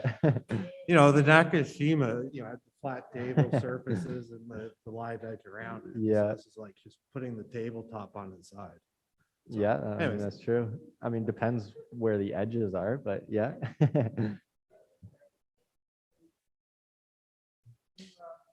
You remember your first year cutting board project? Remember what you wanted to make? I think I do. Was it But I could be wrong, so I want to see if you. the one with the handle? I think you wanted to make a cutting board that had a maple leaf that was Yeah, cut into it. yeah. That had epoxy fill into it. Yeah. to Make a red. Which I end up actually filling it with epoxy after. Okay, don't tell me that now. But I said no. Yeah, At the time, I said no way. So, and I would say no still, but for you to be here at this point, years later, I don't remember where in the end, I seem to remember you wanting to look at river. There's been a whole fad of Yeah. epoxy and river tables and stuff flowing through it. And I think in the end, your cutting board may have been something, or we talked about it as well. I think we talked about it. Yeah. So for you to be here, looking at using this type of material, I can see the connection, and it's been an interest of yours, I think, probably. For a throughout. while. Yeah. Cody's project, if you remember when he looked at it, he really put some serious intention into looking at the locality of the work that he was going to influence what he was doing. So Nakashima, who you referenced, and if I have this wrong, please correct me, was heavily influenced by the Shaker furniture movement when he was because he was in Pennsylvania. Right. And so when you look at some of the pieces you showed, there's the refined element, which is the Shaker influence, and then there's the live edge element, which is his appreciation and quite a bit. He wrote and written about sort of his views on wood and showing that inner beauty. And so for what I would say for you is to, now that you're zeroing in on a cause, right? You have a concern or something you want to bring awareness to. What you brought forward for me doesn't bring out that awareness at this point.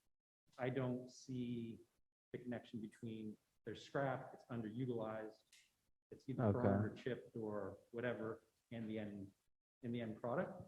I think you can do it. I think there's a way to probably, because if this is where you go with it, it really next becomes there could have been more of a presentation along with this that was on a, like, if you go to a country fair, if you go to your local craft show, to show the work is one thing, but if it's just, you also may have to show something along with it, some collateral information to try and make those connections. Yeah. If the work alone doesn't do it. Yeah, which, yeah, I did have like research like emerald ash borer and everything, like Yeah. explaining numbers for that and stuff, which I could have got into, but I wanted to kind of keep it a bit shorter, so that was why. But yeah, So, you know, the stools, there's all sorts of ways. You showed some stools that you were playing around with. And the thing that I thought, and as you started to show that was, well, why couldn't you take that idea, and it's pretty tongue cheek, but make a zigzag chair? So the zigzag chair, which is based on that sort of, on the miters and reinforced miters. I'm not saying Yeah. to do this, but there is another way to maybe say, I'm going to take some of these iconic pieces and use the scrap to illustrate that I can bring this material into this refined design world, or I can, so there's a few more steps is what I think I could see you taking this with. Yeah. You've got the equipment, you've got the experience, you've got the know-how. I think if you try to take it a few more steps further as you develop it, it's part of a process. Yeah, See yeah, you yeah, okay. Making, again, like I said, about Jonah's thing, there is this movement of furniture making. You've now put your, how do you want to put it, your cap in the ring on it. So Yeah. if you continue down this road, I think you can probably take it one more step. And then Okay. I think it could be something. Yeah, and I that feel would like be there yours. is still a lot of different opportunities with the material as well, and even just being in the industry and seeing what people have done Yeah. with it, it seems like it's constantly changing too. So, Great. yeah. I personally, I see the sustainable factor in the stool the most because I understand it's one piece of wood.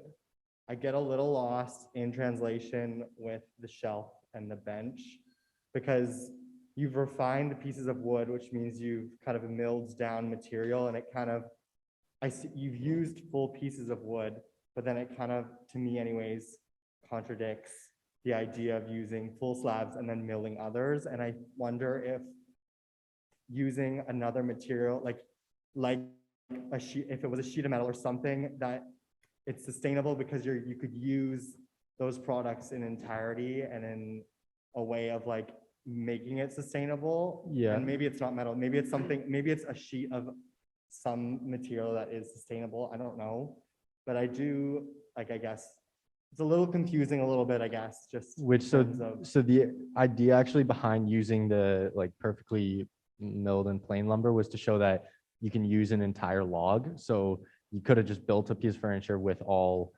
like clean lumber and everything, but this is kind of showing like that's the center, the good stuff of the log, and then this is also the waste. So it shows like how you can use the entire log, and it's not just this, or I mean, like that you just can use the waste. But I wanted to kind of show that you can use the entire log kind of. So that was the thinking behind that. And similar with this piece too, just using the scrap pieces that would come off as waste from the log, and then also using the kind of the center of the log as well as the outside. But yeah, it's a good point. You can definitely add new materials in. I just wanted to kind of stick with the lumber just because like for that exact reason. well, I get to that point, I guess then maybe it's like you've gotten this refined piece. Did those shelving come from that piece as well? Like, I wonder then if it's taking the lumber you've gotten and then really like showing like these all came from all the same rough lumber, and it's not like you got that one at a different period. I don't know. Which, just to like really convey a sustainable approach to it.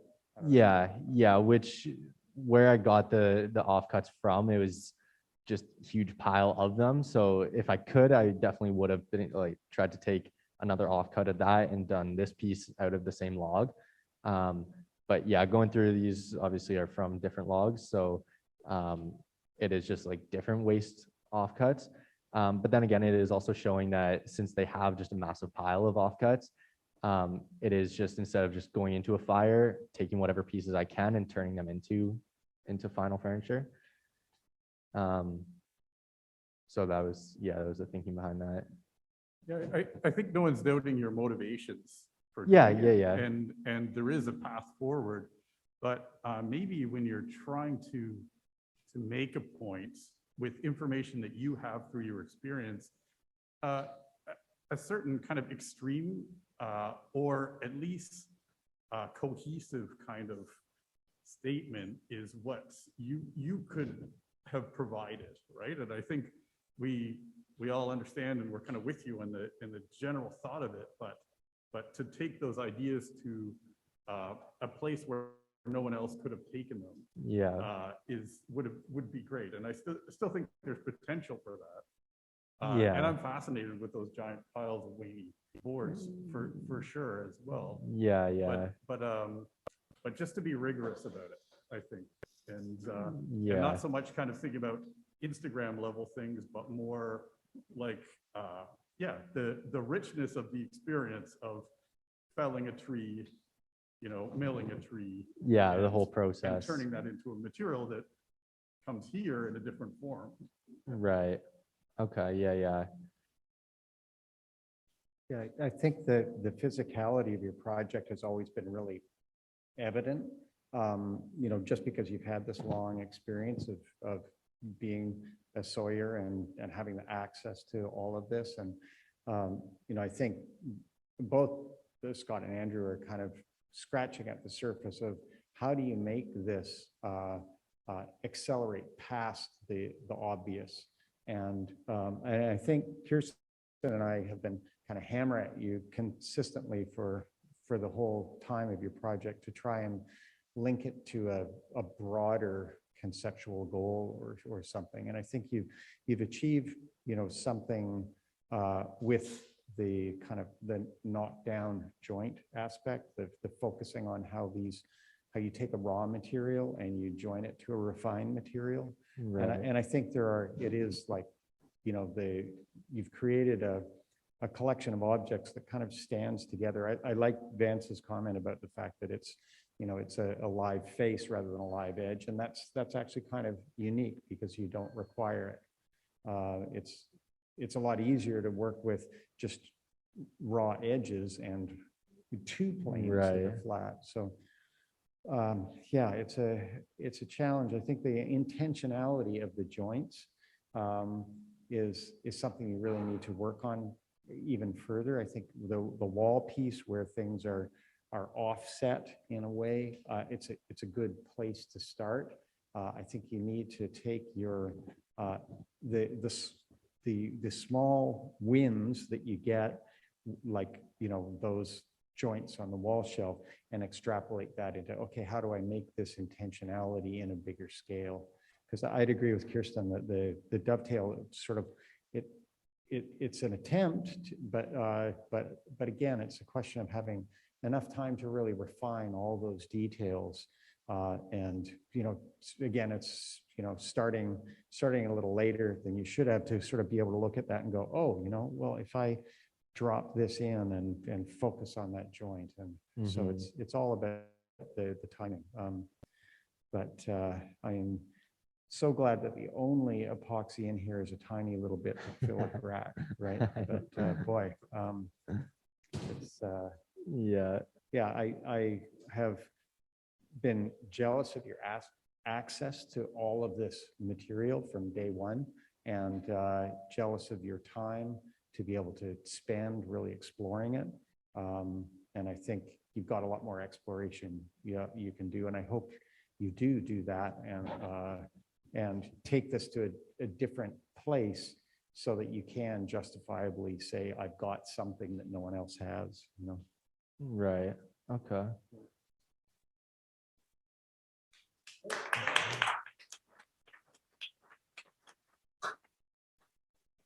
My favorite part of this piece is how it looks like this could be giving birth. Well, thank you.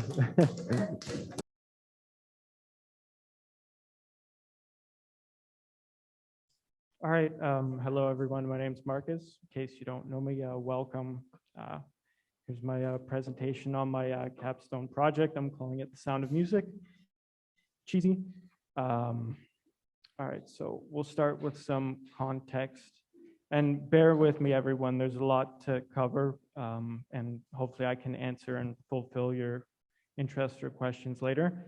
Okay, so context, much like Jonah, in a sense, all this passion kind of derived and came about from being alone during the initial quarantine. I hadn't played any music at that time, and it was I wasn't doing too great mentally.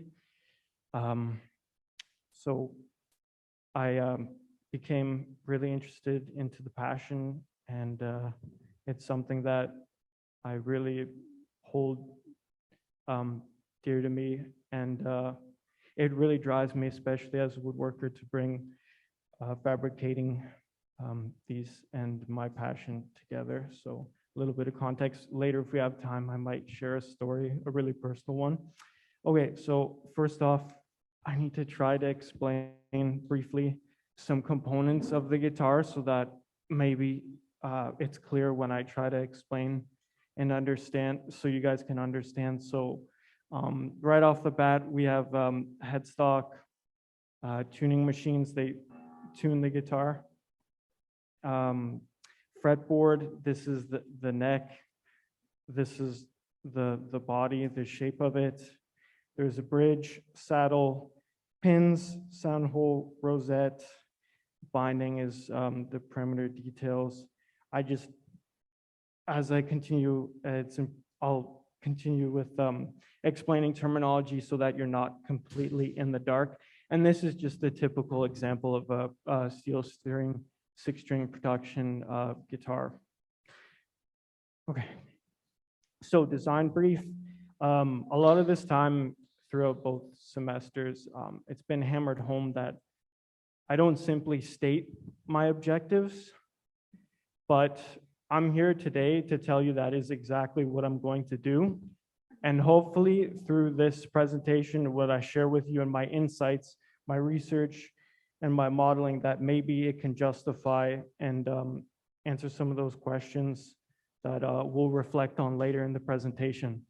So my design brief, I'm developing a handcrafted fingerstyle acoustic guitar that exceeds the realm of production instruments in both tonal visual characteristics as well as playability and ergonomics through the exploration of the classic X-Brace, which you see on the screen, and research in tone woods and their unique qualities. I can develop my own tone. I'm captivated by the sound of acoustic guitars, its reliance on design, craftsmanship, and material. You know, I want to know what makes these things tick, what's a good sounding acoustic guitar, and hopefully tonally I can, with the combination I can have a guitar that focuses on bass and treble, so scooped EQ, and a warm sound. So criteria, well, I'm not done, obviously, with this project, sadly, so I haven't fulfilled much of this, but I'll do some noteworthy, some key things that I feel need to be shared. So the body of the guitar must be grand auditorium. The guitar must play in tune. You know, it needs to be unique in a sense and have its own aesthetic. How can I innovate or not just recreate a simple guitar? How can I bring my own personal improvements to the design? So, you know, it should have a finish, should sound good while it's not strung up. Anyways, so what is a grand auditorium? It's important that I define this so that you understand what I'm talking about. This right here is a grand auditorium. It's in between the size of a smaller guitar and a larger dreadnought guitar, which is kind of irrelevant right now because that's not what we're talking about. It's too much. So it was developed in the 1990s by Taylor and it was popularized. They usually credit that shape to it.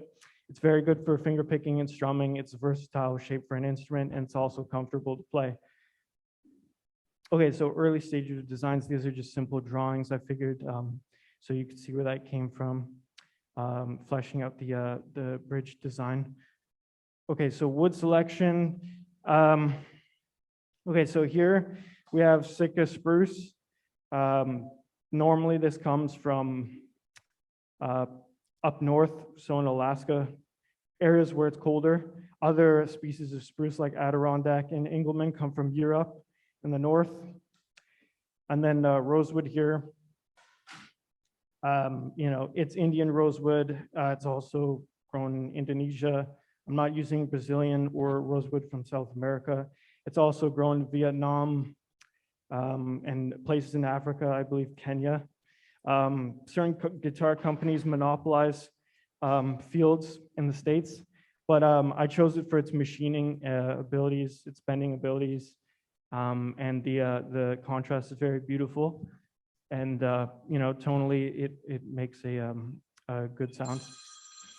Say already. Okay. Guitar form in action. So here in the very front of this table, you can see the guitar form. This is absolutely critical. Something that took a lot of time, and you can see the different stages here on the slide.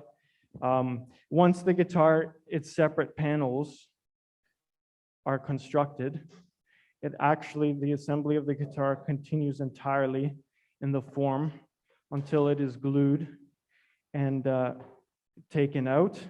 So when a set of sides is bent, it is placed in the form and clamped so that you achieve a uniform and a symmetrical form. So you could see that there. It's simply plywood cut out from the bandsaw. The internal plywood is used as clamps that actually press the shape to the body of the guitar. And then on the very far picture, you can see this guitar on the table once it is taken out. Okay, so clamping. So clamping these, you need a guitar dish in a large structure, and you use these plastic rods, and you basically clamp, you place your braces once it's marked out, and you apply some tension, and that's precisely how you glue on the braces. Later we can go over a lot of questions. There's a lot to cover here. So rosette design. One of the goals for this, I really wanted something unique, something continuous, almost like an eye. It's essentially a wooden puck that's turned, and then using just a straight cutter, I create channels in which I put smaller bent strips. In this case, on this guitar, you'll see I have maple and purple heart. And that's the walnut from the board I purchased from the auction with Ray's old tools. So ladder back bracing pattern. So ladder back bracing has been around for a very long time, probably since the start in the 1800s, so 1830s and 40s, popularized by Martin Guitars. Frederick Martin, he's the fellow who designed the X-Brace. We'll talk later about that. So typical ladder back pattern, the goal is to have about equal spacing. Again, later we can ask questions about that. It's all carved with a hand plane and a chisel and sandpaper. As you can see, there's the result of a lot of machining. So the X-Brace pattern, yes, so some background, developed in the 1830s, 40s, credited to Frederick Martin. That's generally who they credit to.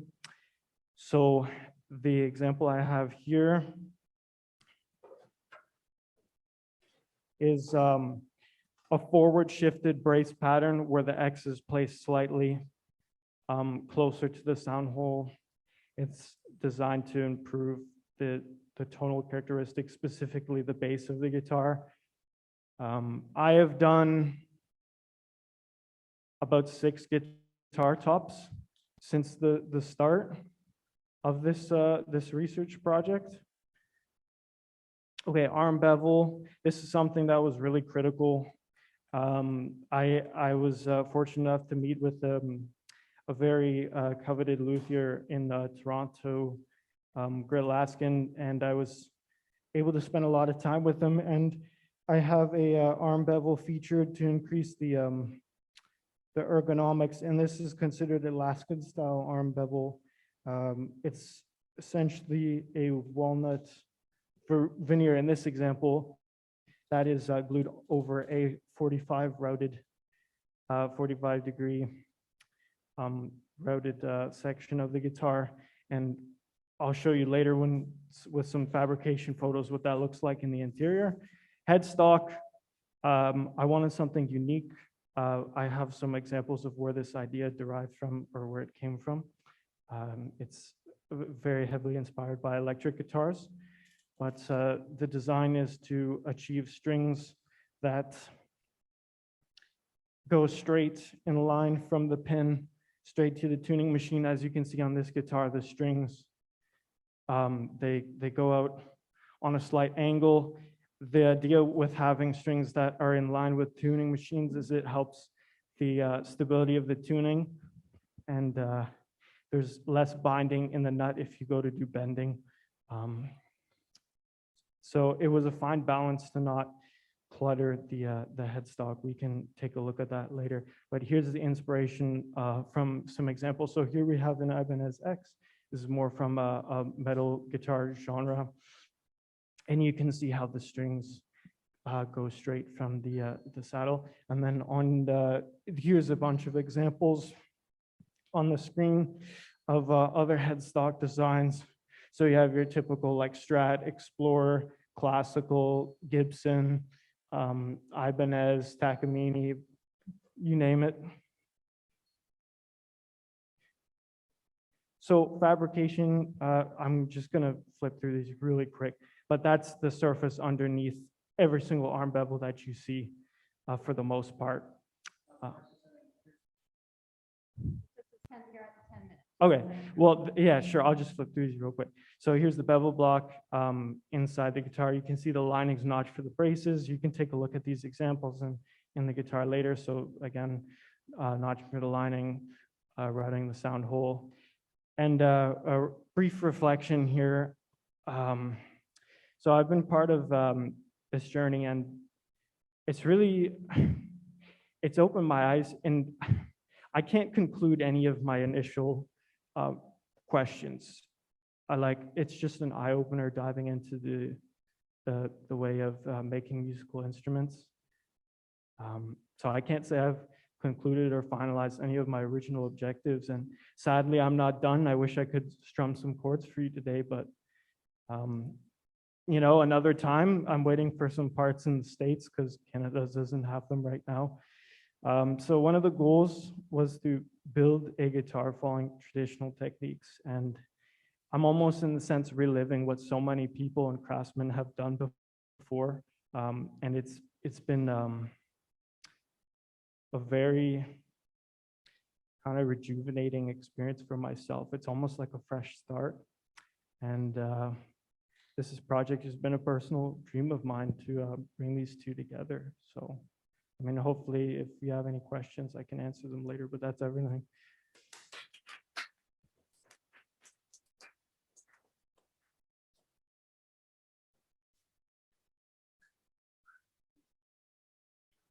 Oh, sorry, I want to share the screen.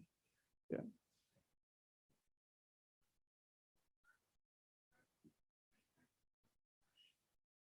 Yes.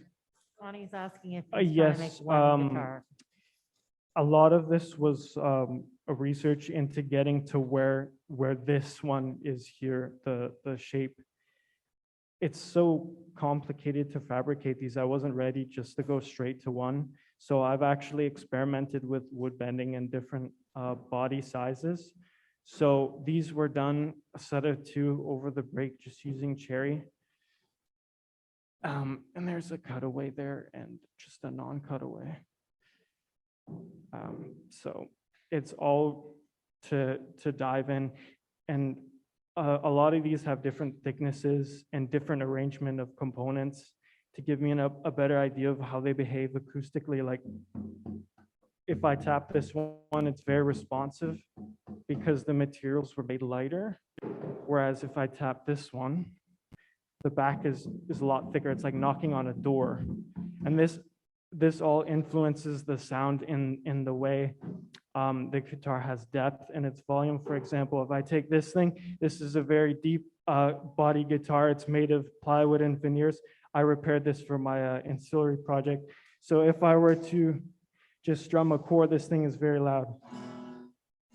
So it's loud, whereas this will be quieter because it's a grand auditorium. So I can actually take this off. Yes, this is all prototyping, which led me to this piece. Yes, absolutely.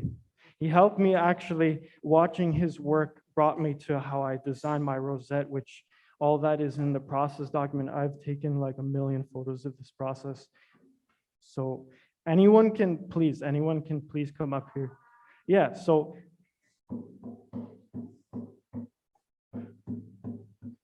it's a really fine balance trying to find the right thickness of the materials, because it really plays an influence on the longevity and the response of the guitar. If you make it too thin, it will have a weak voice. If you make it too thick, it will be choked.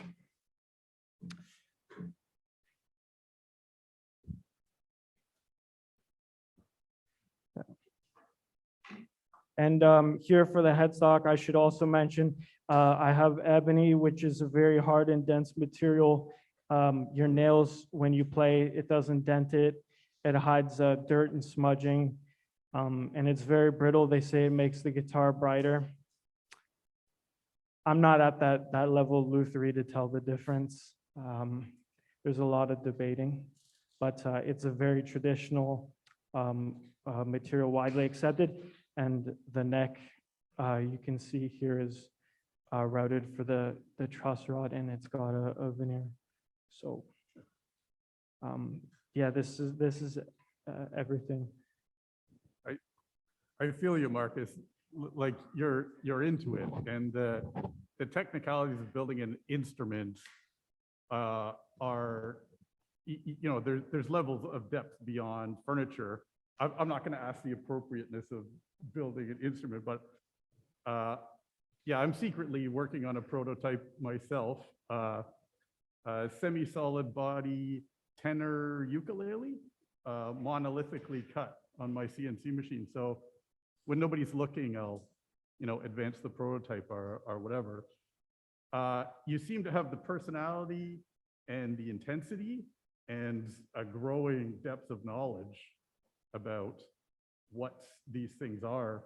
And I think you know, as I do now, it takes a lifetime of experimentation, learning from good things, separating the kind of lore from the actual physics, shall we call it, of creating an instrument, and then the skill that's required in terms of the precision for putting an instrument together. So I don't know what else I have to offer other than that, but my head's also into it, and I can see it as well in you.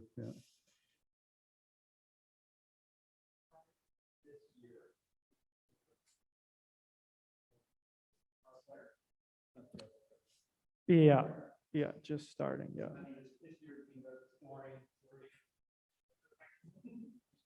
This year has been about the process of understanding how this instrument is made.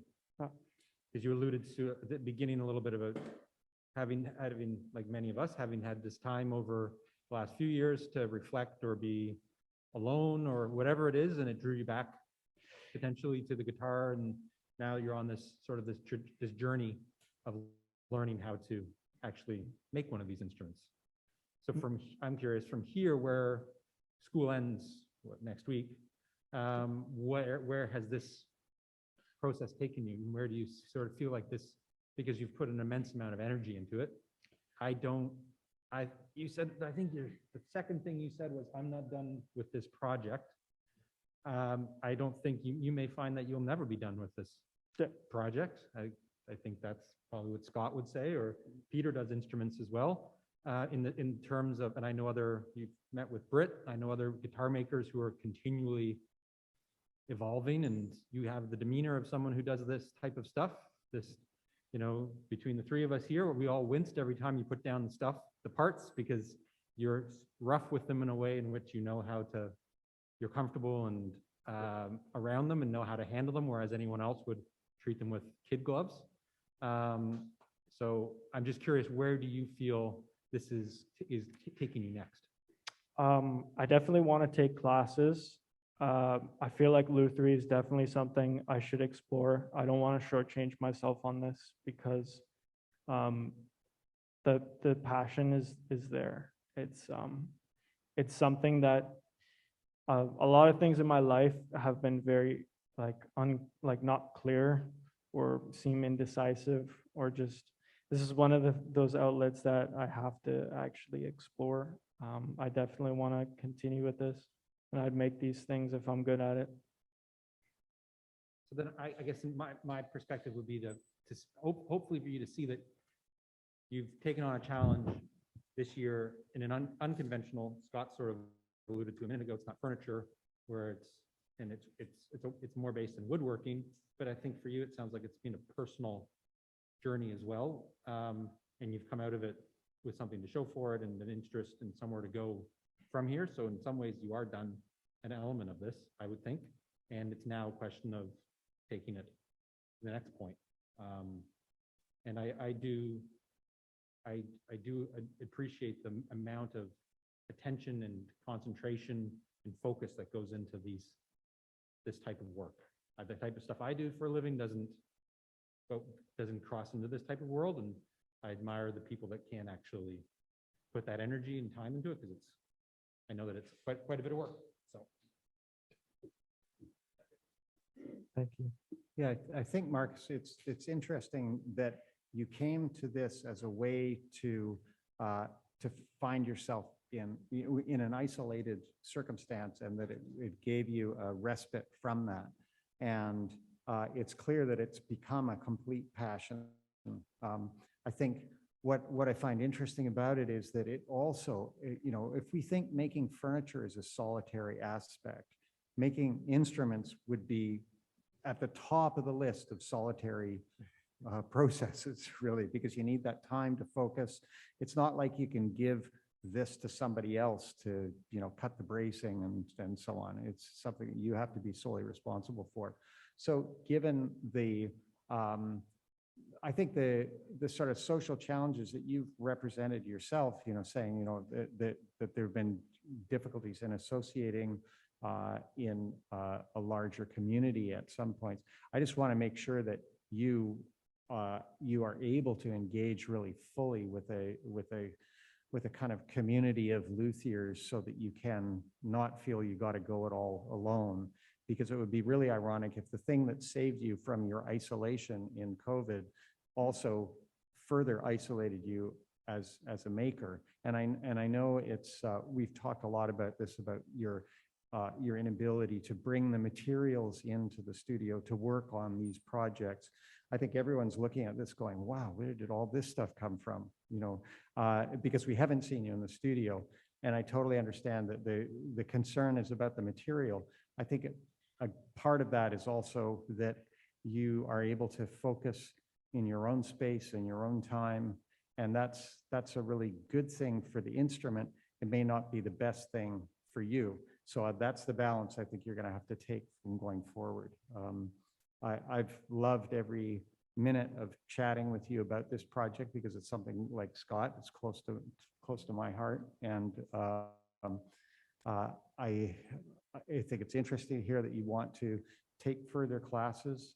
That's one approach. Certainly, if you've got a connection with someone like, Grit Laskin, keep sending him updates. It's not a one-off. You'll be able to be part of a community and then learn exponentially, but also have the respect accorded to your efforts that it deserves, because it's a crowded market, as you know, and to find that place really means connecting up with lots of people, and that connection needs to somehow now become your strong suit as well. So it's great to see it all.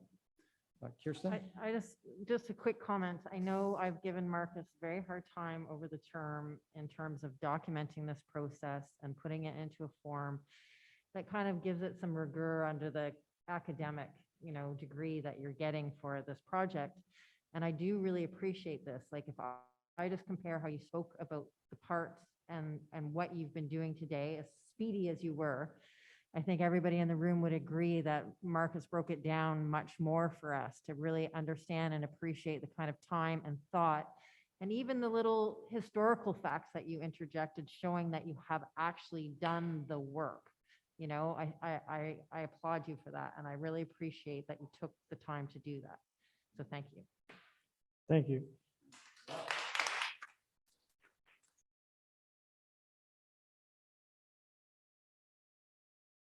All right. Hi, everybody. My name is Neda. For those who don't know me, I think most of you in this room do. I just would like to take you on a little bit of a journey through my capstone year here at Sheridan, and I'm titling this project Find Your Focus. So I'm actually going to start this presentation with a little quote from the popular series The Office. There's a lot of beauty in ordinary things. Isn't that kind of the point? That's about the way our happiness is reliant on finding fulfillment in the simple tasks in our daily lives. So where my journey started with this project was thinking about our daily lives and thinking about what we can find happiness in. I was thinking specifically about the office space. Most of us spend an average of 8 to 10 hours a day in an office. This sums up to be about a third of our lives, which is about a total of 90,000 hours. And it is spent behind a desk, typically. Our surroundings can influence our mood, our concentration, and therefore our level of productivity. Thinking about an office space, I'm immediately reminded of the traditional cubby spaces, which we've all seen in mainstream media. These small cluttered spaces have little to no character or vibrance. They typically can only fit about a desk and a chair, and the vertical barriers take away any sort of social interactions. And there's minimum effort given to consider the user's comfort and state of mind. We're all driven by our respective motivations. It is hard to pinpoint a universal catalyst that makes each of us happy or generates a sense of calm and tranquility. However, through some research, it became evident that there are some common guiding factors. These can include lighting, color, arrangement, harmony, and acoustics. Using these elements in my research, it became the basis of my design, and I set out to create a design brief for myself. I would like to design a set of office furniture, and this collection encourages focus. These pieces together promote a sense of calm, tranquility, and fulfillment. They contribute to creating a suitable workspace for the user by considering elements such as color, texture, and acoustics. I wanted to create a workplace to long for. I started this journey by setting a set of criteria in order to set boundaries relating to my design. And this becomes a guiding factor in my creation. I like to use the must, should, could strategy in order to better understand the goals. The criteria are as followed that you can see on the screen.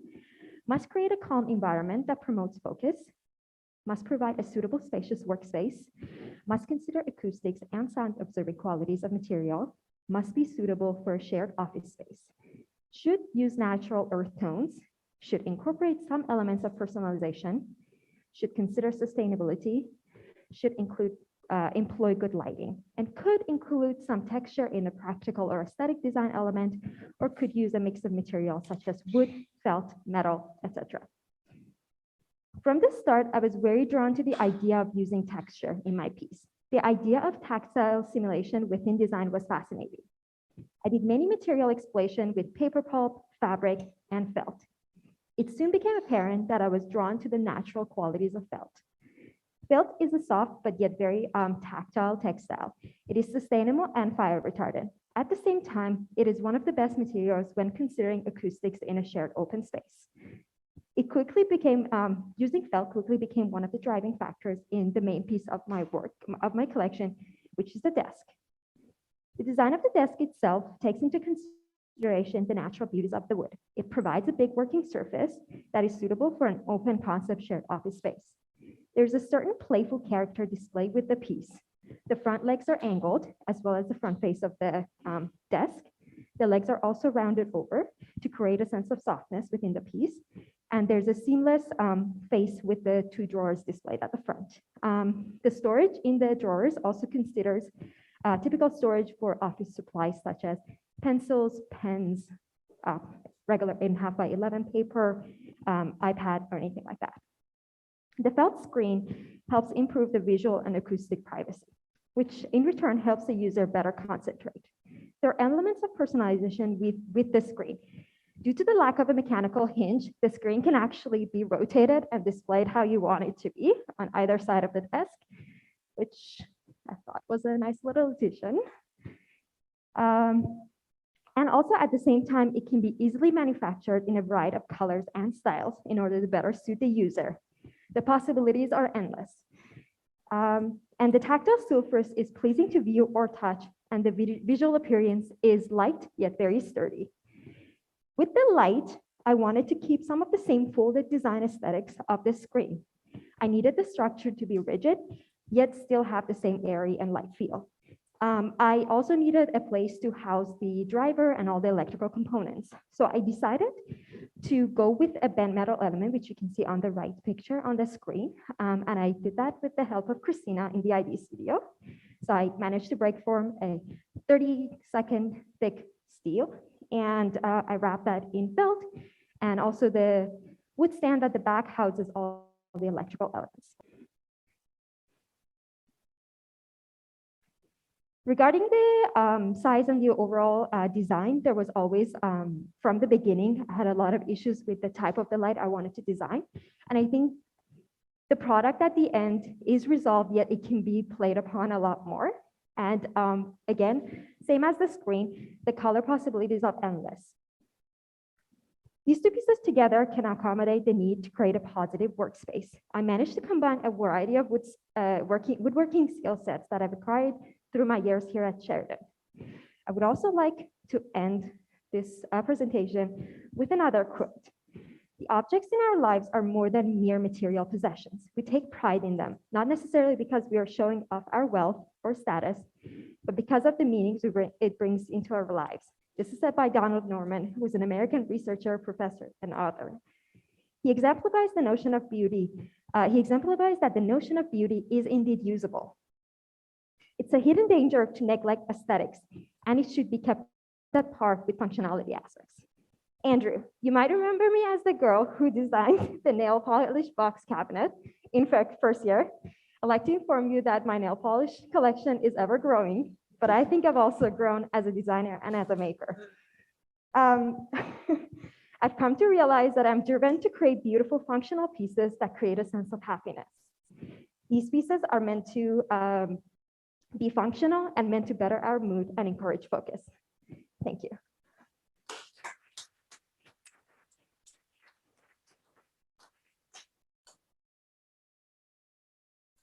You gonna go? Oh, yeah, everyone wants to try.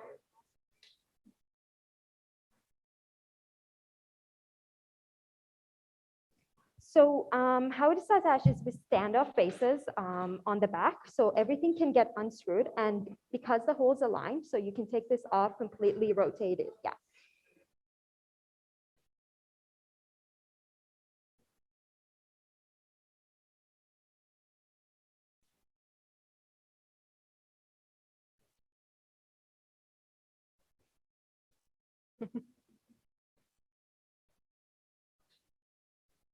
Yeah.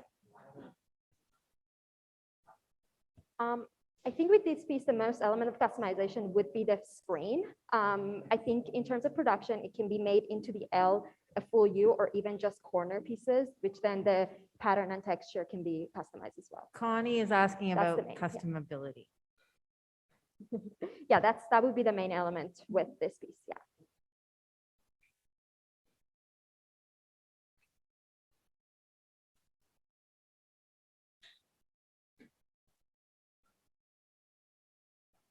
Inside is an 1/8-inch thick birch ply, and then birch ply, 1/8-inch birch ply. Yeah, you can kind of see it here. I haven't actually stitched this one together.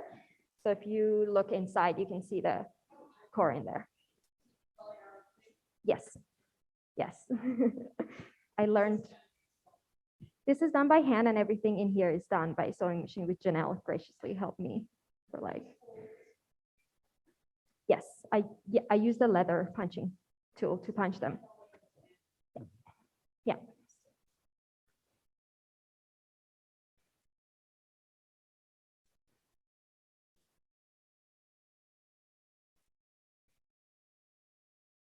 Well, you've done a really good job of creating a space that's pleasant to work in, and the general scale and details. I can't say from experience, I've never actually worked at a desk, but I'm not really fond of nitpicking details. But the only thing that I found is the sharp edge on the front. I really like the way the drawer fronts slope back. Seems to give you an extra feeling of space.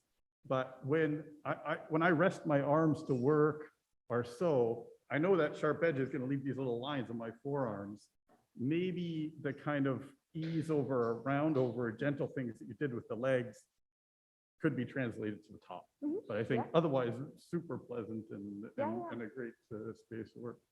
Thank you. I'm curious how you feel about the details of the lamp, because this is the first time we've sort of seen the lamp, you know, Yes, this far along.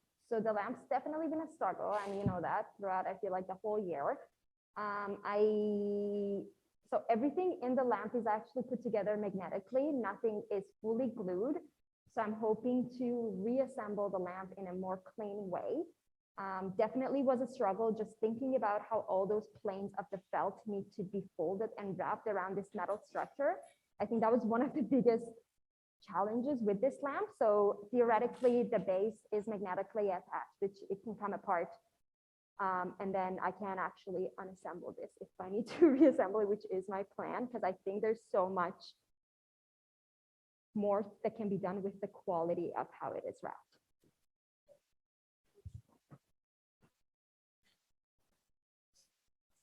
So I was a little bit restricted with the size just because I needed to, the type of LED switch and driver that I was using just was, this is kind of like the smallest, I guess I could go with the base at the back. And then I did need some thickness at the front here, which needed to be at least about 1/4 of an inch to house the LED underneath. So I did need some sort of a folded element. I would have liked this to be a little bit lighter at the front, which I think I can still take it back a bit. But there was some restrictions and I couldn't follow or basically mimic the same thin felt all the way to the front, which I had initially done in some of the prototypes.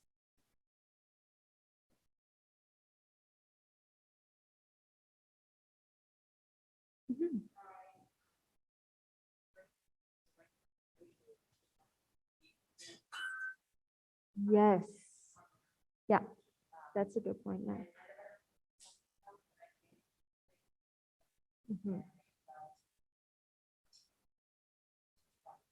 Okay. Yeah. Yeah. Yeah. Neda, I was just gonna say it would be almost interesting to see the angle on the top of the light. If that could almost mimic the angle on the back screen, just to add an extra little bit of relation. I know you said you had to have the end a bit thicker, but it would be interesting to see those two. It would almost tie them more as a family rather than, I mean, they still do, don't get me wrong. Yeah. But it would be interesting, especially from like eye level, when they're up against each other. Just that little, having them nice and flush would be, be interesting.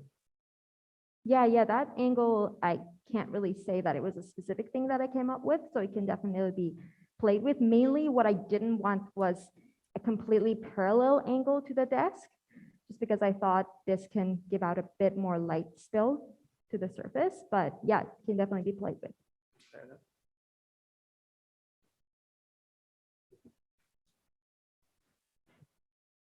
I'm not used to bringing the microphone over. The color and the pattern on the screen. So at the onset, I believe you were talking a little bit about the office space, a calming environment. I'm curious about your use of or intentional intention to not use pattern or in the screen in terms of the way you've laid out the different colored, different pieces of felt, or the use of the colors. I find there's neutrals mixed in, and then there's the red from your nail polish cabinet, as you referred to, right? So I'm just wondering, in your research, did that come up at all, sort of thinking about pattern and color? Maybe you could tell me a little bit about that. Yeah, so at the start, I guess what I've kind of how I design is just making things very neutral, very, I guess this was actually the first iteration of the screen. And I just wanted to, after kind of going through this and attaching it to the tabletop, as much as I loved it, I feel like I wanted a bit of a hint of vibrance. And through like some of the research I had done with a lot of bigger corporations that do have some sort of variations of like shared office space, cubicles or desks, or like the privacy screens and like the acoustic screens, there was always a little touch of vibrance that was added to the color that was really in ways eye-catching. So I looked at some color. I would have to say with what I had available, like just the type of felt that I was using, there wasn't like a rainbow of color that I could have used, but definitely a lot of different shades that were available. And I think just the pattern and the texture, I wanted to go with something simple that I guess I could achieve within the time. There is a lot of, I think, possibility to actually die cut the felt in those beautiful patterns. And I think that would actually add a bit of an interest to the piece as well. But yeah, I think that would be my response to that. Yeah. I think there's lots written about what each individual color provides, elicits in within a person. So red, all the colors. So I would say it's worthwhile just always paying attention or looking into that as you introduce color into something like this, where you're trying to impact a mood or set a tone. Just knowing that there is a school of thought as to which colors elicit which types of feelings. Yeah. And then in terms of the details of it, I think you've brought together, it's complicated. I mean, it's complicated. You've brought together the angles, as Scott was saying, at the front edge. You've brought that language into the surround as well as into the light. And sometimes it can go wrong, where you try and bring the same thing into all of it, where here it feels cohesive, but I'm admittedly maybe when we're done, I might put this one on for myself to see, the gray one, just to see how that maybe might for me convey the overall feeling you were talking about. That's another way to do it. Yeah. So what's it a bit? So, yeah. Yeah. So I have to say, not having seen the pattern background like that, I prefer this also because then the lamp becomes the showstopper. Yeah.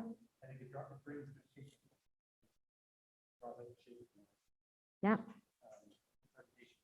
Yes. Yeah. That makes sense.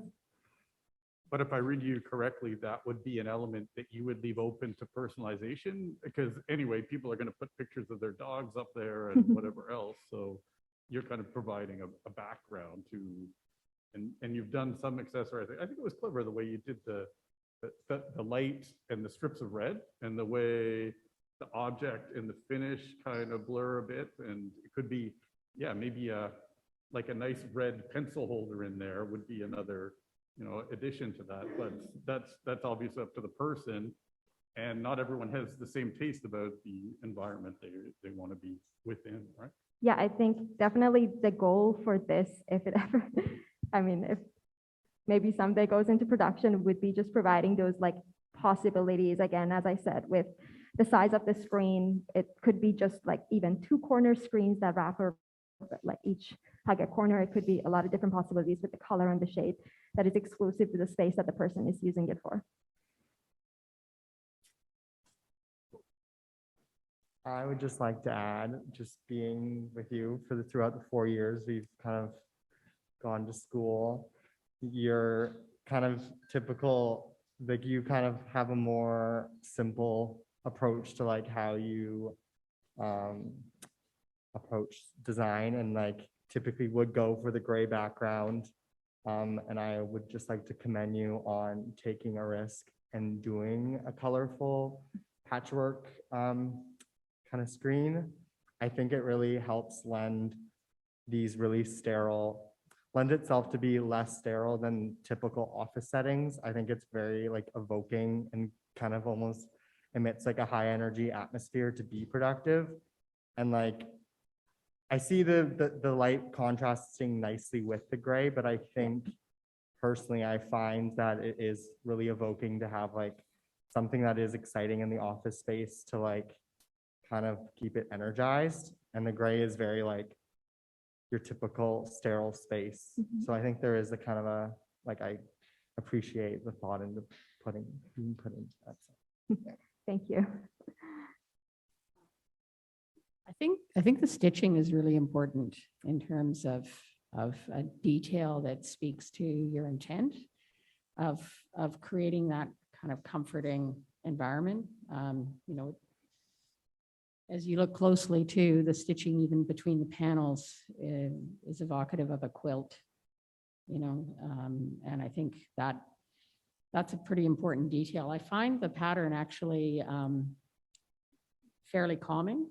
The red is I think a color that really works against that idea, and you know, whether it's energizing or not, I guess it just depends on the intent, right, of what you're trying to get at. But yeah, the stitching detail is really, really lovely, and I think important, and it'd be interesting.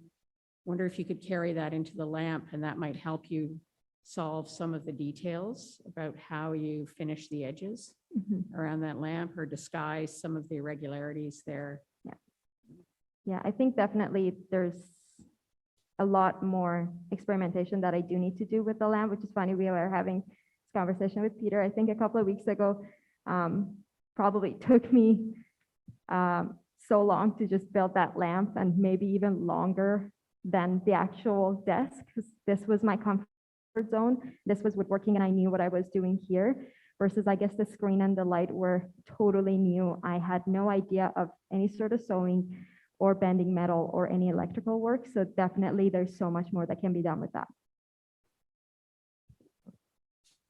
One way you could approach the finishing off of the steel part of the lamp is to flock it rather than felt it. And flocking is a process where you apply an adhesive and then you take microfibers and you just blow it at the surface, right? So that, you know, it's a kind of way to finish off the inside of a jewelry box or something like that. And so that might be one way to resolve that. But Cody said your design approach is simple, and I maybe I would challenge that a little bit in terms of it's hard to be, you know, you're incredibly thorough, and that thoroughness lends itself to either a never-ending spiral of refinement to the simplest solution, which I think is really what you gravitate towards. So I think it is simple, but it's certainly not simple, the arc that took you to that point. I think there's a safety in some of the aspects of the work that you've done that, like you said, with your desk, it was a very, very comfortable process, because once you determine the form, you had the skills and thorough understanding to be able to pull that off, and everything else becomes experimental. But where your experimentation, the value of your experimentation gets tied to your ability to be thorough and run things to ground. It's like you're constantly chasing something, but you know, it doesn't even appear like you're moving, but you're operating at a higher frequency level than we can see, perhaps. I don't know if that makes sense, but there's a thoroughness that you've approached the project that it shows with meticulous progress forward. And, you know, the lamp has gotten ahead of you a little bit just because it is so complicated. And, you know, again, just like any kind of design product, but a light is far more complex than a table or a chair or a screen or anything. And that's why anyone who says they're going to start working with lighting, I want to back out of the room really quick. But I think given your abilities and track record, it was really exciting to see how thoroughly you investigated all that. I won't go into the myriad of nice details that you put into the desk or to the screen, because I think they're obvious to anyone who has the time to look at them and appreciate that they're not just details. It's that classic, you know, Charles and Raheem's statement, you know, details are not just the details, they make the design. And so it's the totality of all of that that you have to look at. So it's great to see it to where it is now. And I certainly hope that there are, you know, manufacturers or large design firms that understand the value that you could bring to them, because I think it's evidence of a really strong potential career in exactly what you wanted to do when you came here 4 years ago. So it's keep us posted on where you end up and what 7-figure salary you end up with. Oh my God.